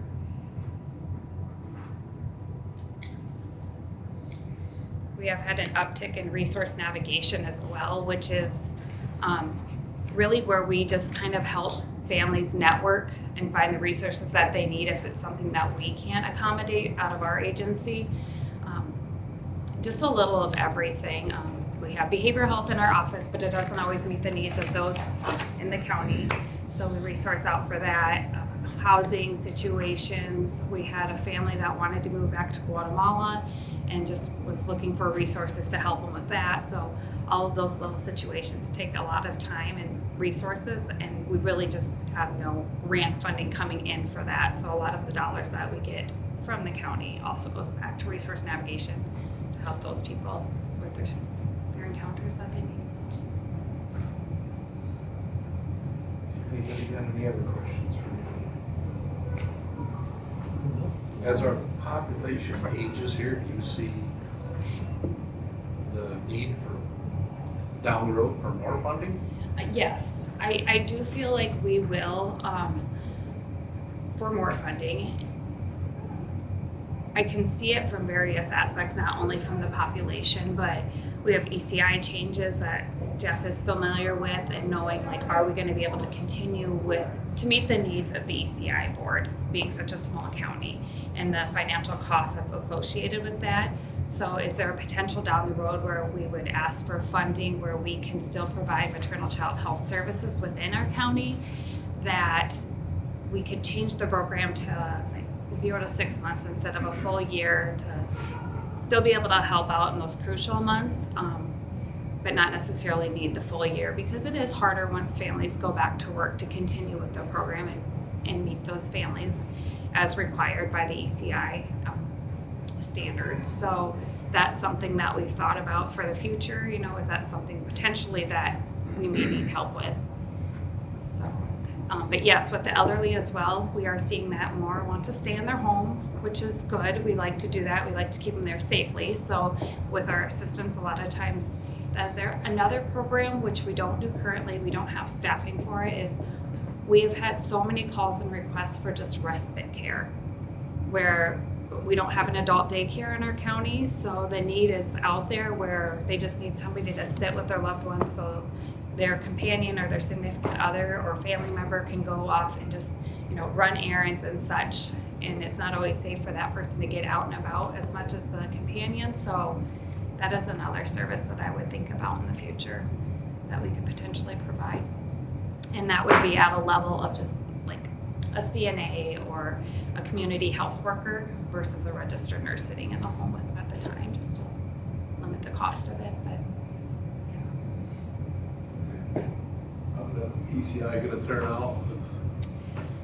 I haven't got enough. we don't really know. There is a town hall on Thursday that I hope to listen in on at noon, and that's more so just to go over the districts and what that's going to look like and really streamlining the programs all throughout the state. So I guess we gotta meet on there Thursday to disband, I guess. sure, yeah. So yeah, it's very unfortunate. It's been very messy. I feel like the state has been good with us, you know, we've been submitting documents for their request, but it's been messy. So yeah, it's hard when you go from a local board to a state level board. It's just, there's change, and not saying it's bad change, it's just they're performing an audit, so we have to go back through and pull a bunch of documentation and get that submitted to them through the ECI side of things. So yeah. Anything else?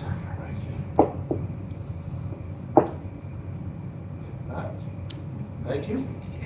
Change the heading on the services to the elderly. Yeah, the one that funding from you, it has homemaker home health aid, but is that the one you're looking at, Jason? Well, I'm just going down a rabbit trail. The state saying those over 60 don't have to pay property tax. Maybe Yeah. we shouldn't identify services to the elderly as focus of it, or I mean, They all have let's that in the direct town. those over. Property taxes for those over 60 will fund the increases of needs to the elderly. Just defeated. Any other We are. questions that I can answer for you? We always appreciate your support, so thank you. And if you ever want me to attend meetings more regularly, to come and share like where our progress is at, or you know, kind of where our stats are at throughout the year, please let me know. I'm happy to do so. Yes. Since I won't be there tomorrow. Yep. So I printed last year's, and then I have the first 6 months of this. Sure, so I want to get one. Thank you. You're welcome. And you'll see that Best Care for Children is off there because they removed that program from the ECI side of things, so I did not carry on with that.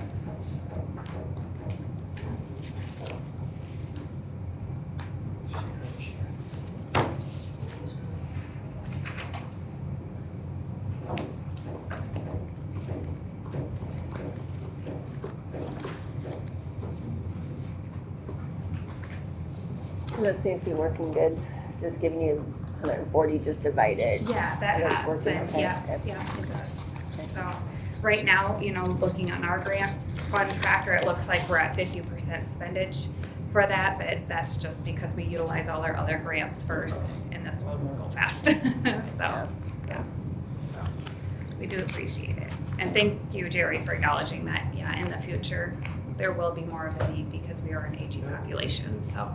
I'm getting old. You want services. So, no, we appreciate it. Well, he Any, doesn't get, I want. any other questions or concerns? No. Okay. Well, thank you again. We appreciate it.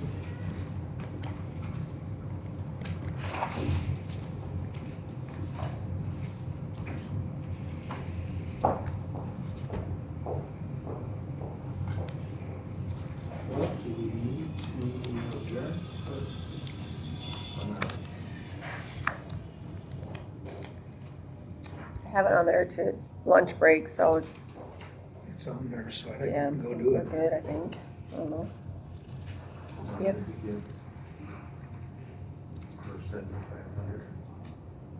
Last year. You sure that's what it was last year? I think so. Well, that's what I thought. And I still disagree with it.